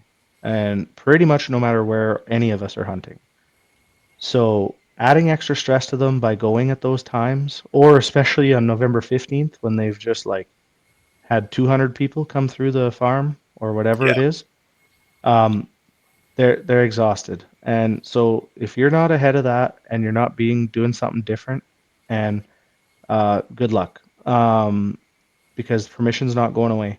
Because no matter how much the elk are pressuring certain farms or being a problem for certain farms or any animal, bears, whatever it is, the disrespect and the inconvenience trumps the actual betterment of their farm. Like, if it was actually for the benefit to conserve these animals and harvest them, that it gets trumped quite quickly by that's pretty annoying and disrespectful. Or so be different, be early in a calendar year. I mean,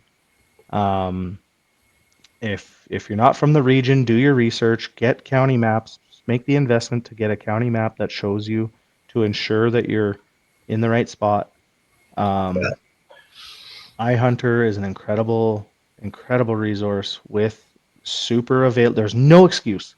The excuses are going way down, if not zero, to saying I didn't know I crossed that river, or whatever. There's no reason.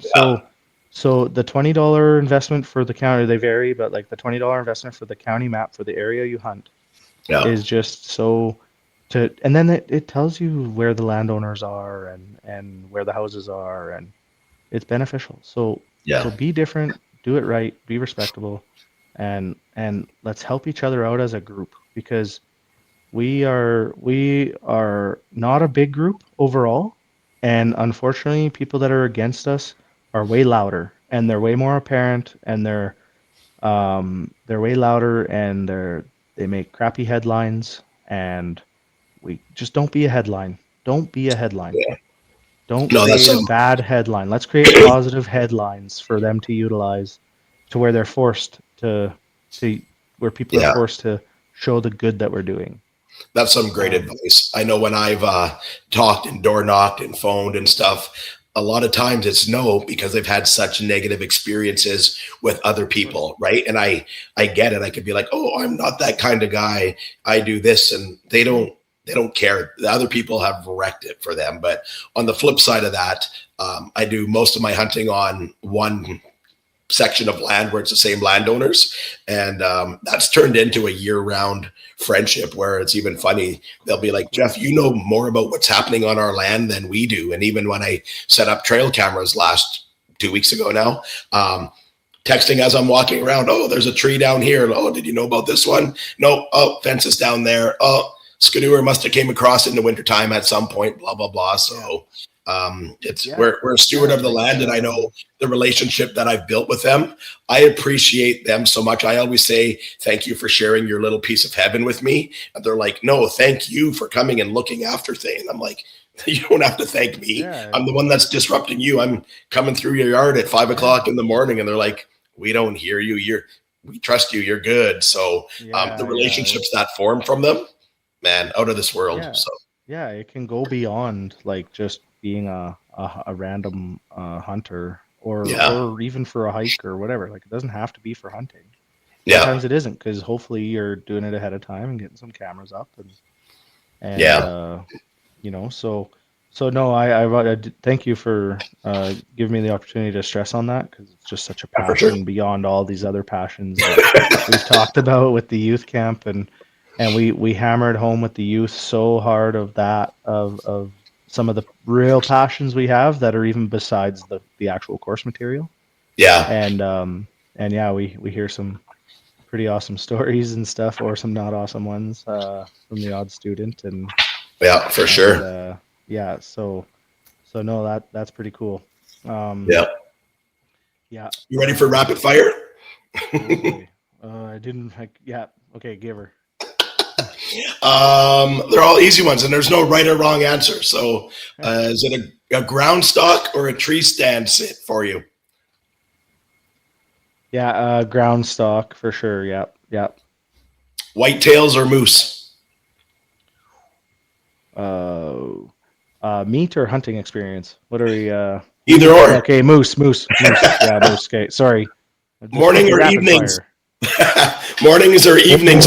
Mornings. Easy. I think that's a more popular answer than evenings for the guests that I've had. Yeah, I don't. I mean, I thought. Yeah, mornings. Yeah. Definitely. I have more pictures of sunsets on my phone than I do of sunrises, but yeah. That's right. Follow tracks or follow your gut? Tracks for sure. Yeah. I threw this one in there because you wanted to talk about it. Favorite caliber of cartridge? Yeah. I've been loving I got it in my hand because I'm a fidgeter, so I have to like have something that I'm playing around with, especially 300 short mag is what I'm using. I reload. So I reload for myself and Samantha's 7mm Mod 8, and I've been having very good success with the 300 short mag, and the confidence I have with my current firearm is next level. It's good. So and I say that because my last rifle I had before this, I did not have confidence with. It was a beautiful top of the line, blah blah blah, carbon fiber stock, stainless fluted barrel, blah blah, and 7mm rem mag, and I shot like shit with it. I just could not find the confidence with it, and I got some backup from Al at camp, because it was like, oh my gosh, I just bought this and now I have to try and explain why I need to go get it something different or change it up or whatever. And Al was like, no, you go. Yeah, no, if it's in your head, even if it is just in your head, you got to switch it. And I found this Seiko A7, just like what Jack shoots. It's an A7 with the upgraded stock or whatever on it. It's a rough tech and yours is in a 300 WSM. Yeah, it is. Okay. Yeah. And yours so I got the A7 WSM. Yeah, but so Jax has the 270 WSM, and then I have the 300 just Win Mag. I didn't go with the short mag. Yeah. Awesome. Yeah. And what the hell is it about 270 WSMs that they buck like a mule? Every 270 WSM, which is probably 3 or 4 that I've shot in my life. Yeah. They kick like an absolute, they're crazy, including Jax's. And Jax's shouldn't, because it's like a heavier firearm. It's not light by any means. I have like gouges in my thumb from shooting his where it's like just jammed and kicked, and I'm like, what the heck is going on? Like, and he loves it. Hey, like he just, you know what's funny? He laughs his ass off because going back to a camp story, I think it was probably maybe his 3rd or 4th year at camp where he'll bring his own gun out, and then on shooting night where it's demonstration shoots, you guys put the golf ball up on the 200-yard wall, and he sits down on the bench and he's drilling it. And I'm like, I think too much Call of Duty, but I don't know. I don't know how he's hitting it. Man. I can't hit it at 100 yards, but he can. No, it's awesome, but yeah, he loves it because he wants people to like shoot it, and he wants to share his firearm with people too, which is so awesome. Yeah. And so I make sure to shoot it every time, and and then he's just behind me, and I can hear him freaking giggling, and he's just. Because I'm always like, oh my god, this damn thing, and he's just he's just giggling back there. That's exactly it. I love it. That's exactly it. Yeah. Timber or field edge? Field edge. A piece of equipment that has changed your hunting game. Nice. Yeah. The sticks, shooting sticks, and not just like any stick is better. Even a literal stick is an awesome tool. Yeah. But these ones that we've gotten now have like really we would spend a lot of time focusing on, okay, where's the next knoll that we can, because I love shooting off my pack. I love laying down and shooting off my pack. I will go through, or I used to go through like extra effort to make sure I can lay down and shoot off my pack because I love it. Right. And I'm confident with it. But these sticks have certainly changed it because there's 2 points of contact. Like they're I'll just like show them here.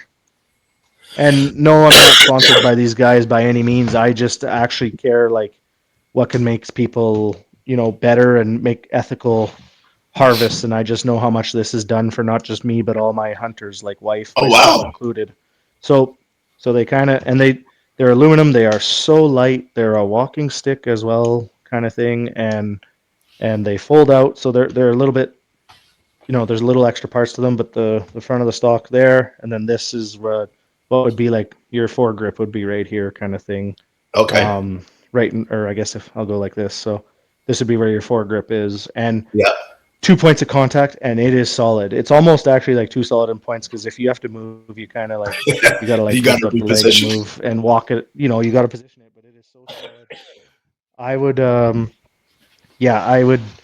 would like that has changed the shooting confidence and the success rate of all of us, myself, wife, hunters that we're guiding.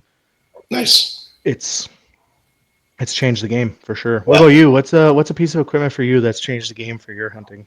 For better or for worse? I would have to say probably my rangefinder, and a little bit of both, for better and for worse, because before I bought one, I was a lot better at judging distances, whether that was pacing it out or what. And now I'm so dependent on that thing. I'll still play the guessing game and be like, oh, how far is that tree? And I'm like, oh shit. Or looking across a valley and you think it's 70 yards and it's 28. And you're like, what the hell? So just a different terrain that I bow hunt in and where I go for elk. That range finder for me, I'd be shooting over backs if I didn't have it, because sometimes those little draws and valleys, they look so much further than what they actually are. So okay, no, that I agree with. The equipment can make you a worse hunt. Some equipment can make you worse. And only in the natural way of like gut feeling or what you would know in your head, but they still do make you better for the end result. Like they still do. But right on. Oh man. Favorite. Your what's your favorite broadhead? What's your broadhead? Non-sponsored, of course, but no. I shot mechanicals, the NAP Spitfires, for years, and because the guy that got me into bow hunting said they fly just like the field points, and so when it was time to quit practicing and start hunting, I put them in, and they've never done wrong for me. When they've done wrong, it's because I've made a poor shot. Oh yeah. And then 2 years ago, this discussion, I love when you ask that to the real guys. When you ask that, like, that's another like it's just like a cartridge combo. Yeah, and like every year they improve on everything that they put out, right? So I mean, the mechanicals that you're shooting now aren't the same as what we shot 15 years ago. So but the last couple of years I switched over to a fixed because I got my new Hoyt. I changed arrows. I changed everything. So I'm like, let's go to a fixed blade. I had no reason to. I'm shooting tooth of the arrow right now. They work. They've done great. Again, the ones that I've had a bad shot on, it was all shot location. It wasn't due to the broadhead that I didn't recover that whitetail from last year. I think it was. But This is all the same, just so many similar things to the cartridge talk and whatnot too. So are you a superstitious guy? You got a lucky hat or no such thing?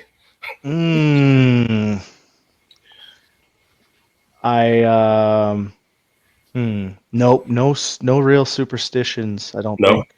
I'm not even I'm probably not even as with it as I should be for like laundry detergents and stuff. I'm not like the scentless laundry detergent guy. I'm Yeah. probably real poor compared to a lot of sportsmen in that world. Yeah, and I don't know if it's putting me at a disadvantage or not, but yeah, I probably could be better there, or maybe You know how I wash mine? I put them in the washing machine, no soap, no nothing, just like a cold water wash, Sure. and I hang them outside to dry. And I've been within 7 yards of deer and elk, and they're not smelling me. I don't know. Yeah, well, I don't know what Samantha does. I just let her do her thing, you know. You bring it in, throw it on the floor. Yeah. I put it in the basket most times. There you go, blood and all, right? Yeah. What's one word to describe the outdoors?